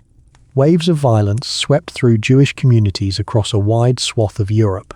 In cities including Basel, Strasbourg, Cologne, Frankfurt, Mainz, and many others, Jewish communities were attacked by mobs, their homes and synagogues burned, and in some of the most horrific documented episodes, such as the massacre in Strasbourg in February of 1349, which occurred, notably, before the plague had even arrived in that city, revealing that fear of the disease itself, rather than its actual presence, was often sufficient to trigger violence. Hundreds of Jewish men, women, and children were murdered, in some cases burned alive in mass executions carried out with the complicity, or at least the passive acceptance, of local civic authorities. Some Jewish communities attempted to flee eastward, toward Poland and Lithuania, regions where, under the protection of rulers such as King Casimir the Great of Poland, Jewish communities found comparatively greater safety and were able to establish or expand settlements that would, over subsequent centuries, grow into some of the largest and most significant Jewish population centers in the world.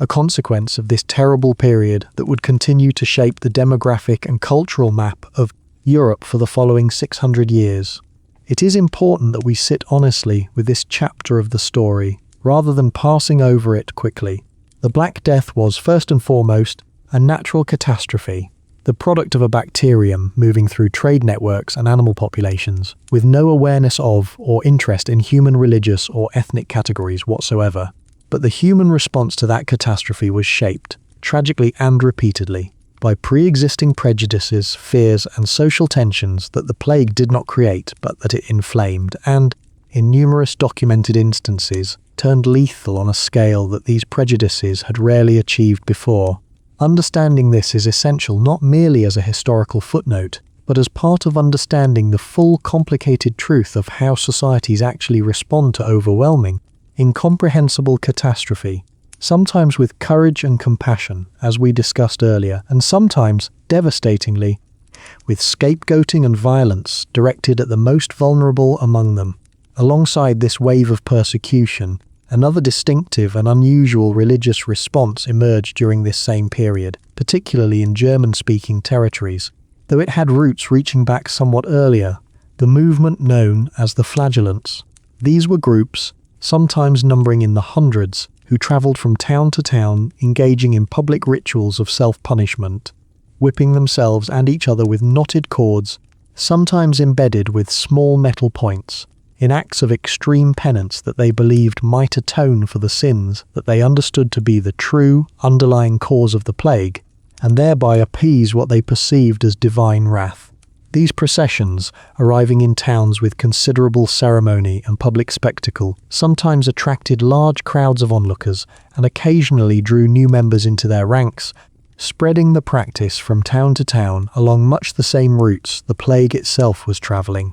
The flagellant movement grew large and organised enough, by 1349, that it began to alarm both secular authorities and the institutional church itself, which grew increasingly concerned about the movement's tendency to operate outside official church hierarchy and control, and about its occasional association with the same anti-Jewish violence discussed above, since some flagellant groups incorporated attacks on Jewish communities into their processions.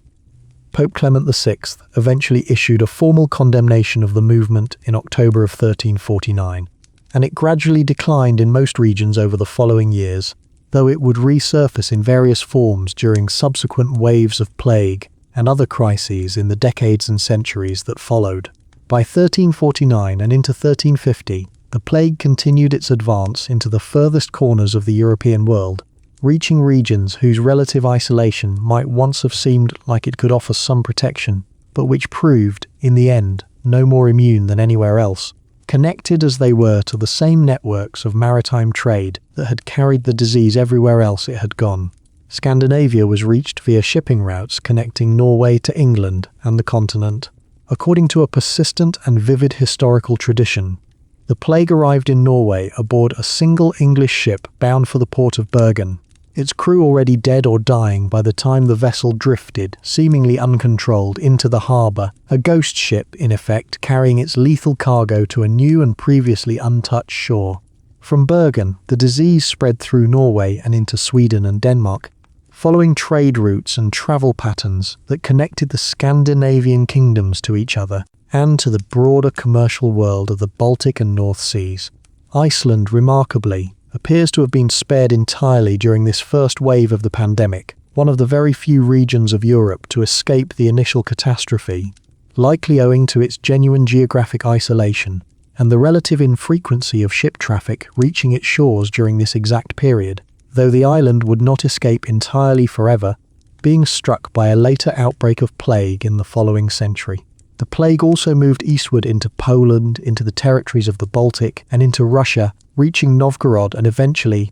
by 1351 or 1352, Moscow itself, closing what was in some sense a terrible circle, since it was from somewhere in the vast expanse of Eurasia, ultimately connected to these same eastern territories through the trade networks of the Mongol world, that the entire catastrophe had originated in the first place, over a decade earlier, in the grasslands and mountain valleys thousands of miles to the east. By around 1352, the initial Great Wave of the Black Death had largely run its course across Europe, having touched, in the span of roughly 5 years, nearly every kingdom, principality, city, and region from Sicily to Scandinavia, from Portugal to Russia. A small number of areas appear to have been spared or only lightly affected. Some historians point to certain isolated mountain regions and to the Kingdom of Poland under Casimir the Great, which, while certainly touched by the plague, appears to have experienced somewhat lower mortality than many of its neighbours,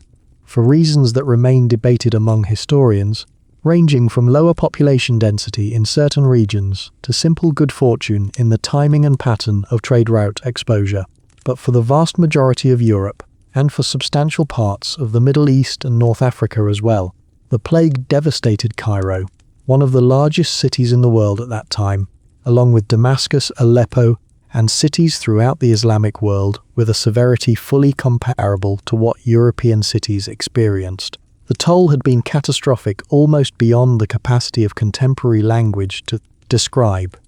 Before we turn to the difficult work of counting the dead, it is worth pausing to widen our view beyond the borders of Christian Europe, because the Black Death was never a European catastrophe alone. It was a Eurasian and North African one, and the world of Islam, stretching from the Iberian Peninsula through North Africa, Egypt, Syria, and into Persia and beyond, absorbed losses every bit as devastating as those we have already described, and left behind its own extraordinary tradition of eyewitness testimony. Cairo, in the middle of the 14th century, was almost certainly the largest city in the entire Mediterranean and Middle Eastern world,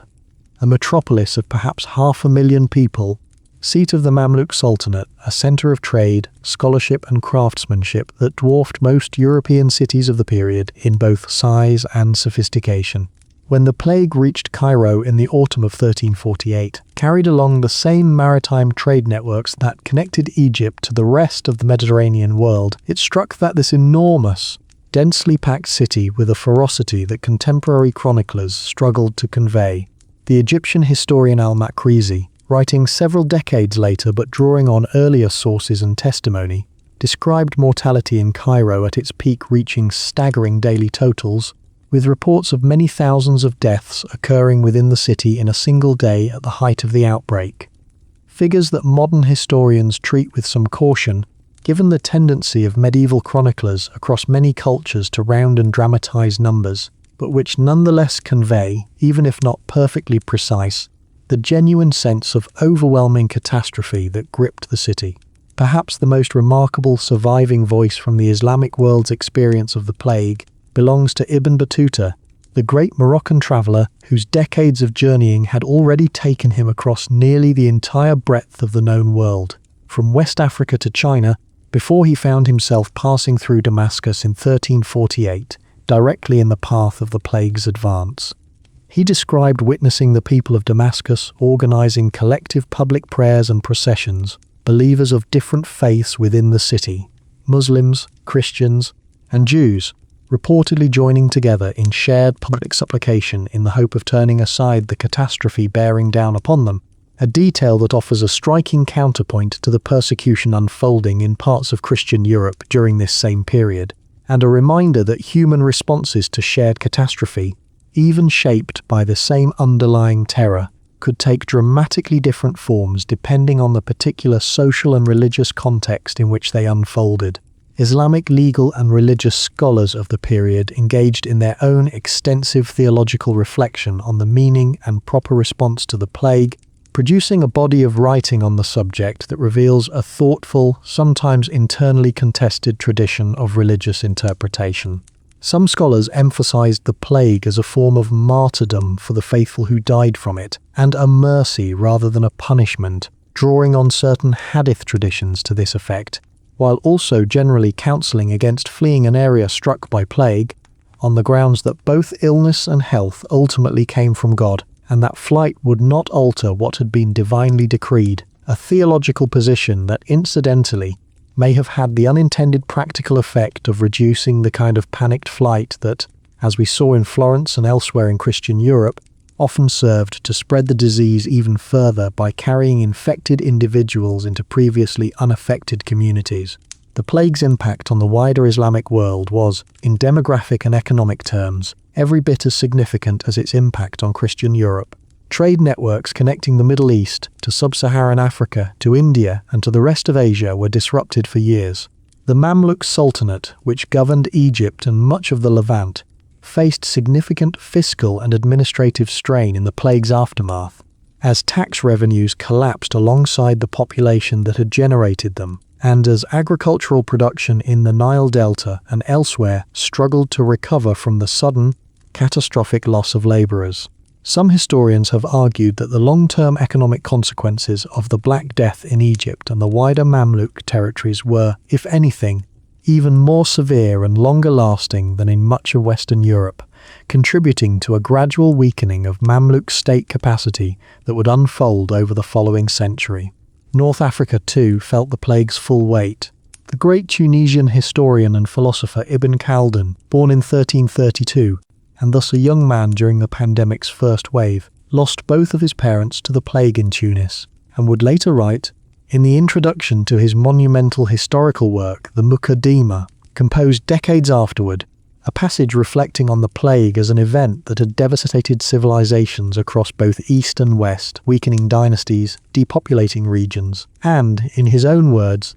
effectively demanding that the entire world begin anew, an observation from one of the most sophisticated historical minds of the entire medieval period, writing with the particular clarity of someone who had lived through the catastrophe as a child and spent the rest of his life thinking about what it meant for the structure of human societies. We should hold this wider view carefully in mind as we return now to the work of counting the dead, because the story we have been telling of ships and rats and fleas and grieving communities played out with equal intensity across an entire connected world, stretching from the Atlantic coast of Morocco to the heart of China, a genuinely global catastrophe centuries before the word global would have meant anything at all to the people living through it. Let us pause here in the aftermath of this first great wave and attempt something that felt almost impossible even to the people who lived through it, an accounting of the scale of loss. Modern historians, working with a combination of surviving administrative records, archaeological evidence, tax records, manorial court rolls, and comparative demographic modelling, generally estimate that the Black Death killed somewhere between 1/3 and 1/2 of the population of Europe within this initial wave of 1347 to 1352, a range that, translated into absolute terms, likely means somewhere between 75 million and 200 million deaths worldwide, when the toll across Asia, the Middle East, and North Africa is included alongside the European death toll, though the uncertainty in these figures, given the limitations of surviving records from this period, remains genuinely significant, and different historians, using different methodologies and different regional evidence, continue to arrive at somewhat different estimates. Within Europe specifically, mortality varied considerably by region, and even from town to town, depending on factors including population density, the timing and intensity of exposure, and, to some degree, simple chance in how the disease happened to move through a particular area. Some cities and regions appear to have lost closer to 20 or 30% of their population, while others, particularly some of the most densely packed and heavily trafficked urban centres, lost 60% or more. We should be careful in absorbing figures like these, not to let them become merely abstract statistics, numbers too large to hold any real emotional weight. Each percentage point in these estimates represents thousands or millions of individual human beings. Parents, children, friends, neighbours, each with their own specific life, their own specific fears and hopes, each one experiencing their own individual death, often alone, often frightened, often without any of the traditional rituals and comforts that their culture had, for generations, provided to ease the passage from life into death. Contemporary writers, struggling to convey the scale of what they were witnessing, frequently reached for language that emphasized not just the number of deaths, but the complete inversion of ordinary human experience that the plague had produced. Chroniclers across Europe, writing independently of each other in different languages and different regions, arrived at remarkably similar observations: that the living could scarcely keep pace with burying the dead, that entire households, sometimes entire streets, had been left completely empty, that professions essential to any functioning society, physicians, priests, notaries,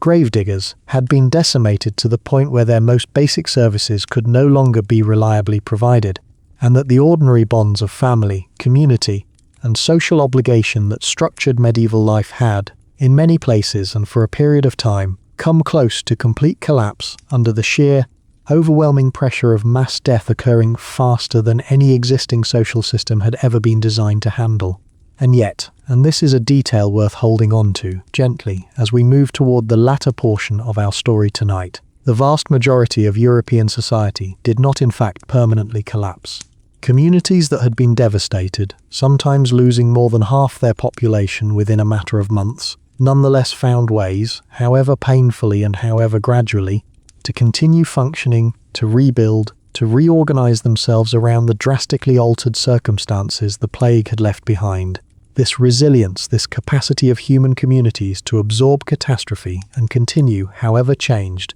deserves recognition alongside the horror of the losses themselves, because it is, in its own quiet way, just as remarkable a part of this story as the devastation that preceded it. It is here, in the years and decades following the initial wave of the Black Death, that our story shifts in character. We move from following the disease itself as it moves across a map to observing something perhaps even more significant, how an entire civilization, having absorbed a catastrophe of nearly unimaginable scale, began slowly and unevenly to remake itself in response. The most immediate and most obvious consequence of losing between a third and a half of the population was economic, and it began to manifest within months, in ways that surprised and, in many cases, deeply unsettled the surviving population. Before the plague, Europe's population had grown, as we discussed at the very beginning of our journey tonight, to a point where land was, in many regions, becoming scarce relative to the number of people needing to work it.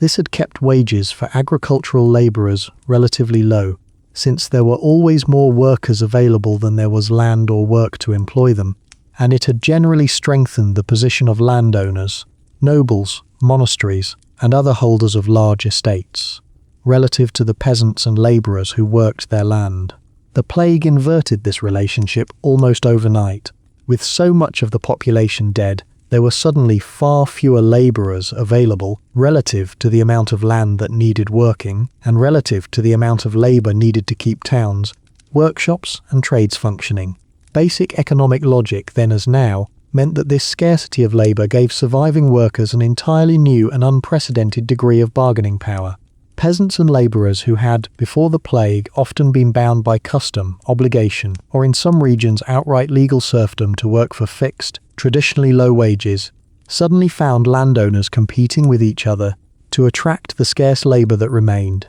offering higher wages, better terms, and greater freedom of movement in order to secure workers for their now understaffed estates and workshops. This shift terrified the landowning classes across Europe, who saw in it not merely an economic inconvenience but a fundamental threat to the entire social order upon which their wealth and status depended. In England, this alarm produced a direct and revealing legislative response. The Ordinance of Labourers in 1349, followed by the more comprehensive Statute of Labourers in 1351, which attempted, through law, to freeze wages at their pre-plague levels and to compel labourers to accept work on the same traditional terms that had prevailed before the catastrophe, under threat of fines and imprisonment for those who refused or who demanded higher pay. These laws proved, in practice, extraordinarily difficult to enforce, precisely because the underlying economic reality, a severe scarcity of available labour relative to demand, could not simply be legislated out of existence. Landowners, desperate to secure workers for their estates, frequently found ways to circumvent the very laws they had lobbied for, quietly offering higher wages or better terms to attract labourers away from neighbouring estates, undermining the intended effect of the legislation even as it remained formally on the books. Over the following decades, this fundamental shift in the balance of economic power between labourers and landowners produced consequences that rippled outward across the entire structure of European society. The system of feudal serfdom, which had bound many peasants across much of Europe to work for a particular lord on particular terms for generations, gradually weakened and, in England especially, largely disappeared over the following century as labourers gained increasing freedom to move, to negotiate their own terms of work, and to seek better opportunities wherever they could be found. Historians generally regard this shift as one of the most historically significant long-term consequences of the Black Death, not something anyone intended or could have predicted, but an enormous, structural transformation of European society that emerged, gradually and often painfully, from the sheer demographic shock the plague had inflicted. This transformation was not without conflict. The very tensions produced by landowners, attempting to hold on to old privileges while labourers pushed for new freedoms, contributed directly to some of the significant social uprisings of the following decades, most notably the Peasants' Revolt that erupted in England in 1381, when tens of thousands of labourers, angered by a combination of new taxation, continued attempts to enforce restrictive labour laws, and broader grievances about their social and economic position, marched on London itself, briefly seizing control of significant parts of the city and forcing a direct, tense negotiation with the young King Richard II before the revolt was eventually suppressed. While the Peasants' Revolt was triggered by immediate political circumstances rather than the plague itself, historians widely recognise that the underlying social and economic tensions it expressed were deeply rooted in exactly the kind of post-plague transformation of labour relations we have just described. Beyond these large structural shifts in economics and social relations, the Black Death also reshaped the more intimate, everyday texture of life for the generations who survived it and for their children and grandchildren who grew up in its long shadow. With so much farmland suddenly left without enough labourers to work it in the traditional, labour-intensive manner, many landowners across Europe began shifting away from labour-heavy grain cultivation toward livestock farming, particularly sheep raising, which required considerably less labour per acre, and which fed into the already substantial and growing wool trade, particularly in England and Flanders. This shift had ripple effects throughout the broader economy, altering patterns of land use, rural settlement, and trade that would continue to unfold over subsequent generations.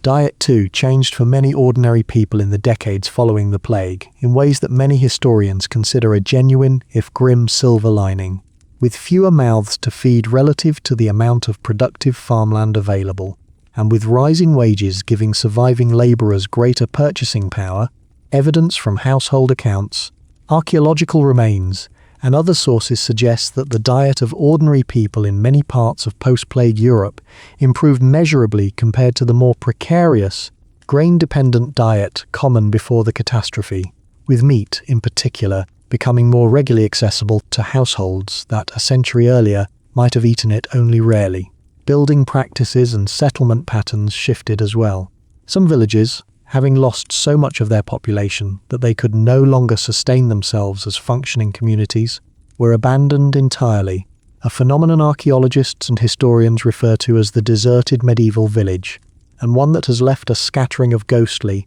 grass-covered earthworks across the English countryside and elsewhere in Europe, marking the outlines of homes, streets, and churches that once held thriving communities before the plague and the accompanying economic dislocation emptied them out, sometimes permanently. At the same time, surviving towns and cities, having lost so much of their skilled labour force, began to see a subtle but significant shift in the value placed on skilled craftsmanship and specialised knowledge. Guilds, the professional associations that regulated trades like weaving, metalworking, carpentry, and countless other crafts in medieval towns, found themselves, in the decades after the plague, with considerably more bargaining power relative to the merchants and civic authorities who had previously held greater sway over them, since skilled labour had become, like agricultural labour, considerably scarcer and thus considerably more valuable. The institutional church, too, was profoundly affected, in ways both immediate and long-lasting. The catastrophic mortality among parish clergy, many of whom, as we discussed earlier, died in the course of ministering to the sick and dying, created an urgent need to train and ordain new priests quickly, in some cases with less rigorous preparation than had traditionally been expected, a shift that some contemporary observers and later historians alike have connected to a broader decline in the perceived quality and prestige of parish clergy in the decades that followed. At the same time, the profound trauma of the plague, combined with the failure of some clergy to remain with their flocks during the crisis, and combined further with the very public, very visible inability of either traditional medicine or traditional religious ritual to halt the disease's advance, contributed to a gradual but significant shift in religious sentiment across Europe, a growing interest among some segments of the population in more personal, direct forms of religious devotion, sometimes practiced outside the formal structures of the institutional church, that historians see as one of several threads eventually feeding into the broader religious reform movements that would reshape European Christianity in the centuries that followed. Perhaps nowhere is the deep psychological imprint of the Black Death more visible, even today, than in the art, literature, and cultural imagery that emerged across Europe in the decades following the pandemic, a body of work that reveals, with striking clarity, just how profoundly this catastrophe had reshaped the way an entire civilization thought about death, mortality, and the fragile brevity of human life. One of the most distinctive and recognizable artistic traditions to emerge in this period is what art historians call the danse macabre, or dance of death, a genre of visual art typically painted as murals along the walls of churches and cemeteries, or later reproduced in printed books, depicting figures from every level of medieval society, from popes and kings down to peasants and beggars, each one led inexorably in a procession by a personification of death itself, usually depicted as an animated skeleton or corpse. The essential message of these images, repeated across dozens of surviving examples throughout France, Germany, England, and elsewhere, was a stark and deliberately democratic one: that death came for everyone eventually, regardless of wealth, power, piety, or social station, and that no earthly rank or achievement could offer any real protection against this final,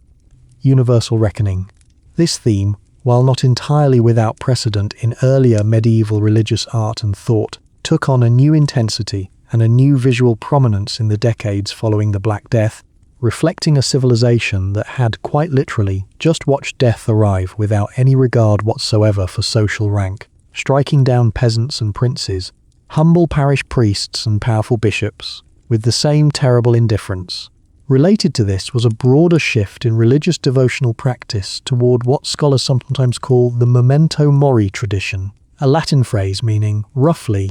remember that you must die, reflected in everything from small carved skull ornaments carried as personal devotional objects, to tomb sculptures that depicted the deceased not in the dignified, idealized manner common in earlier centuries, but as a decaying corpse, deliberately confronting viewers with the physical reality of bodily decay that awaited every living person, regardless of the honors and achievements of their life. Literature, too, absorbed and reflected the psychological aftermath of the plague. Boccaccio's Decameron, which we discussed earlier as a first-hand account of the plague's arrival in Florence, is itself, in its full form, primarily a collection of 100 stories told by its fictional narrators, tales of romance, wit, tragedy, and comedy that reveal, in their very existence within the frame of a plague narrative, something important about how people sought to process catastrophe, not merely through mourning and religious reflection, but through storytelling, humor, and the deliberate,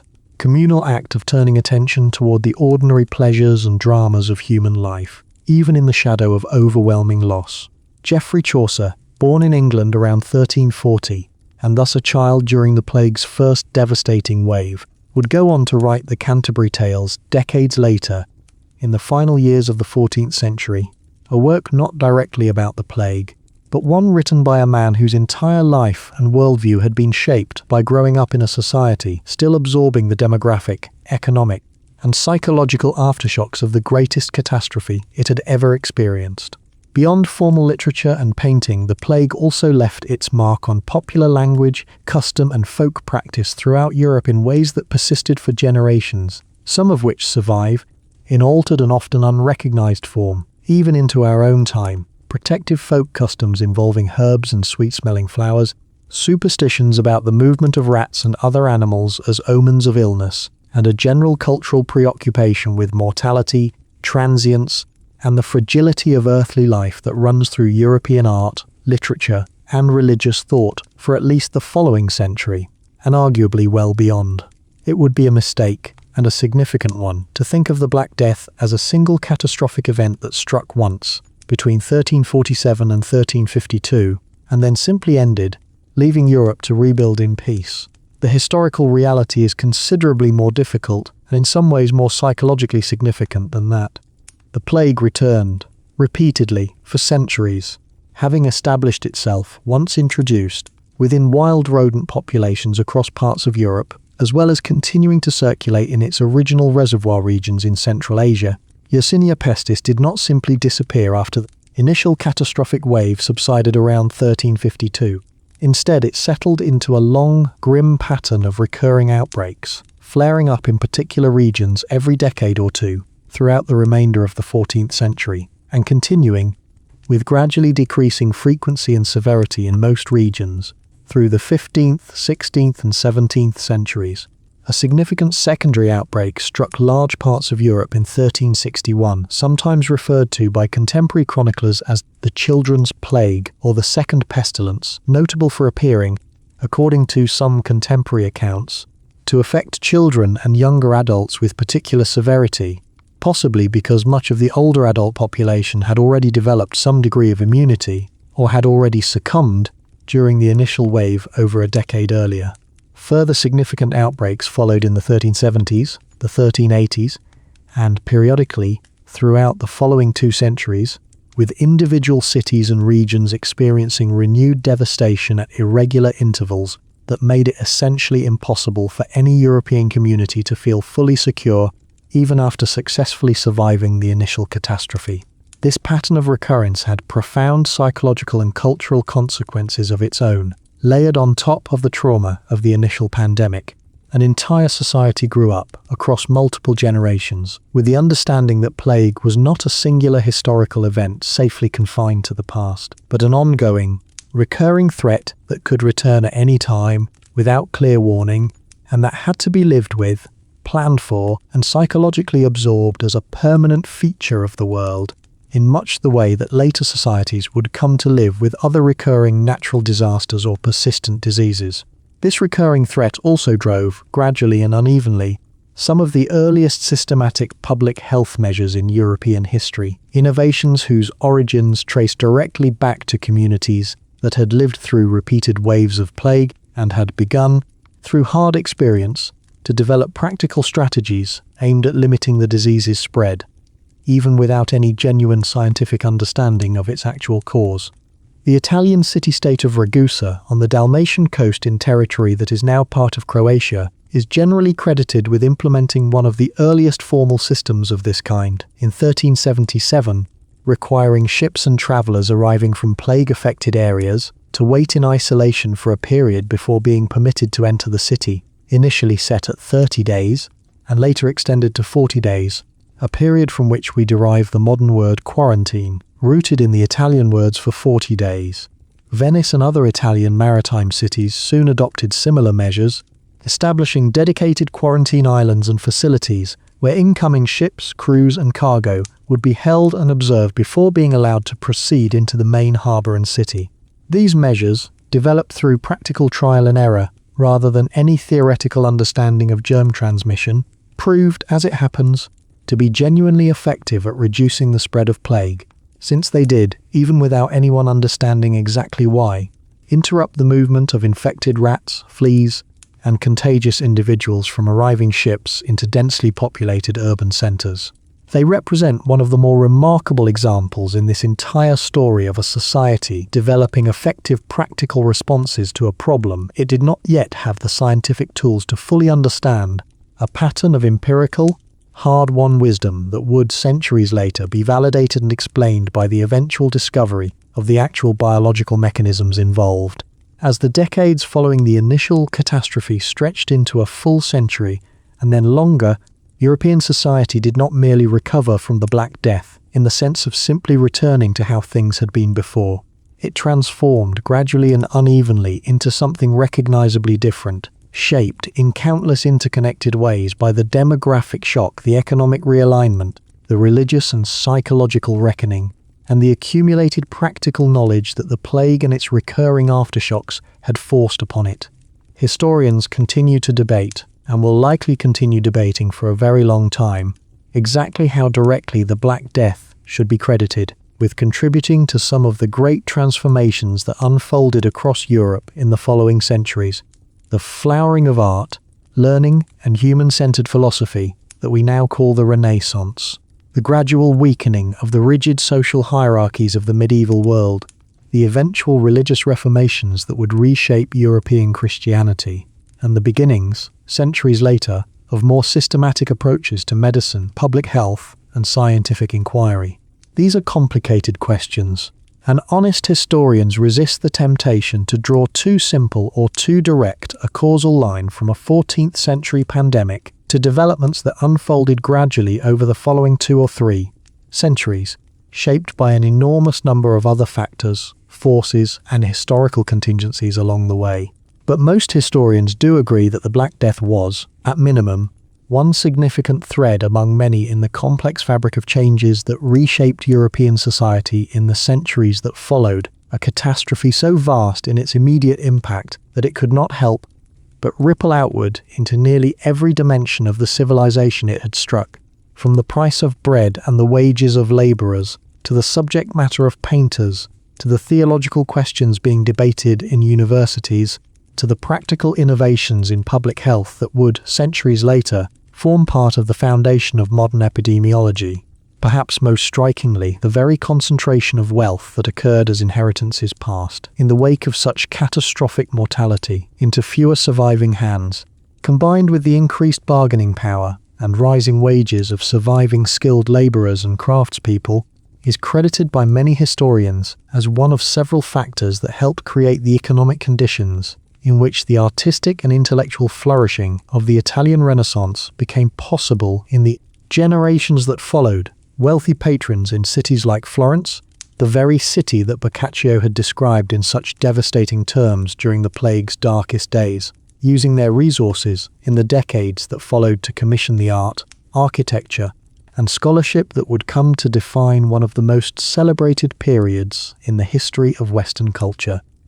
There is something worth sitting with quietly in this connection, without oversimplifying it into a tidy or comforting narrative, because the relationship between catastrophe and renewal is rarely simple, and the Black Death should never be remembered as somehow a hidden blessing or a necessary price for later achievements. The tens of millions of individual human beings who died in the initial wave and in the recurring outbreaks that followed did not die in service of some later cultural flowering. They simply died, each one experiencing an individual and often terrifying loss of everything they had, and their deaths represent, first and always, an almost unimaginable weight of human suffering and grief that deserves to be remembered honestly, on its own terms, rather than folded too quickly into a story about eventual positive transformation. And yet it is also true, and worth acknowledging with the same honesty, that the society which emerged from this catastrophe over the following generations was not simply a diminished version of what had come before. In many concrete, measurable ways, in the wages and freedoms of ordinary labourers, in the diet and material comfort of surviving households, in the practical innovations of quarantine and public health, and eventually, over a much longer arc of time, in the scientific curiosity that would, centuries later, finally identify the actual bacterium responsible for so much suffering. The world that came after the Black Death was, in certain specific and important respects, more resilient, more adaptable, and in some ways more humane than the world that had existed before it. Alexandre Yersin, the physician and bacteriologist we mentioned earlier, finally identified the bacterium responsible for the plague during an outbreak in Hong Kong in June of 1894.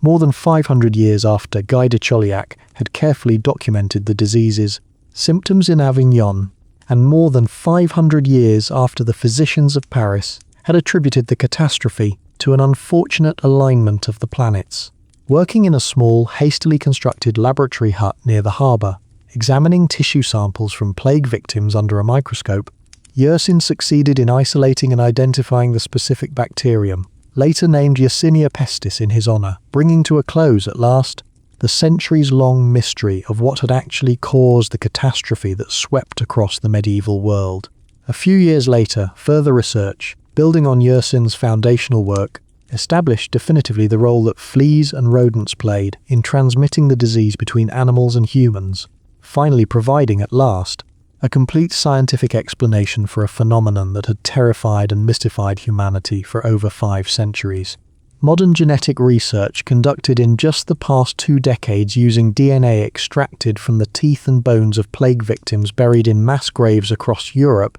has confirmed with remarkable precision much of what earlier historians had pieced together through documentary evidence alone, verifying that the pandemic was indeed caused by Yersinia pestis, tracing its likely origins back to Central Asia, and even allowing scientists to reconstruct, with startling detail, the genetic lineage connecting the 14th century pandemic to earlier and later outbreaks of plague throughout human history, including, remarkably, an earlier pandemic that struck the Byzantine Empire in the 6th century, known to historians as the Plague of Justinian, which modern genetic analysis has confirmed was caused by a related but distinct strain of the very same bacterium. Today, plague has not disappeared from the world entirely. Small numbers of cases, mostly of the bubonic form, still occur each year in various parts of the world, including parts of the western United States, Madagascar and Central Asia,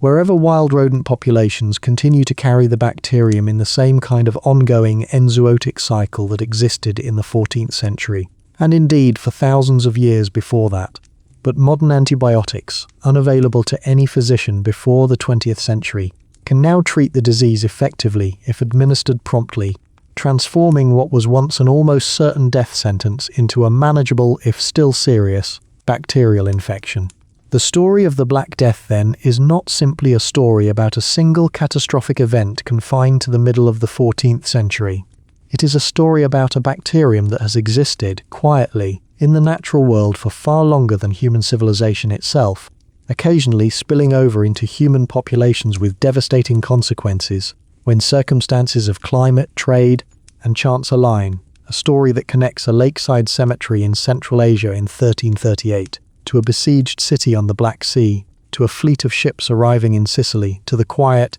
transformed villages of the English countryside, to the artistic and intellectual flowering of Renaissance Florence, to a small laboratory hut in Hong Kong in 1894, and onward into our own present moment where the same bacterium continues to exist, quietly, in rodent populations scattered across several continents, now understood, now treatable, but never entirely eliminated from the world. We have travelled a very long way together tonight, from the wind moving over the grass at Issyk Kul, through the vast trading world the Mongols had built, across the Mediterranean, aboard Genoese ships, through the terrified streets of Messina and Florence, into the ports and villages of England, across the German territories where the worst of human cruelty emerged alongside some of its most quiet courage, into the cold harbours of Scandinavia, and finally, gradually, into the long, slow transformation of an entire civilization in the plague's aftermath. It is worth remembering as we come to rest here that every single person we have discussed tonight,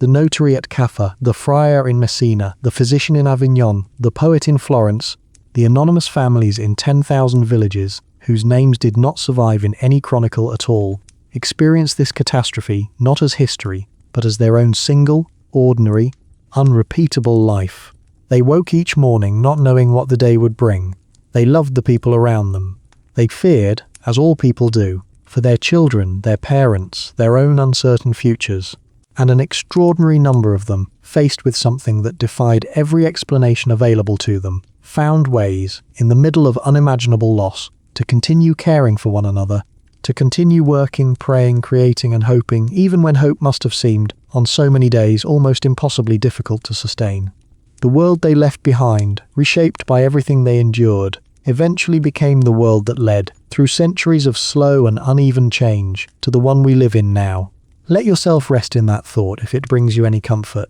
The story, in its way, is still continuing, quietly, patiently, the way it always has. Sleep well.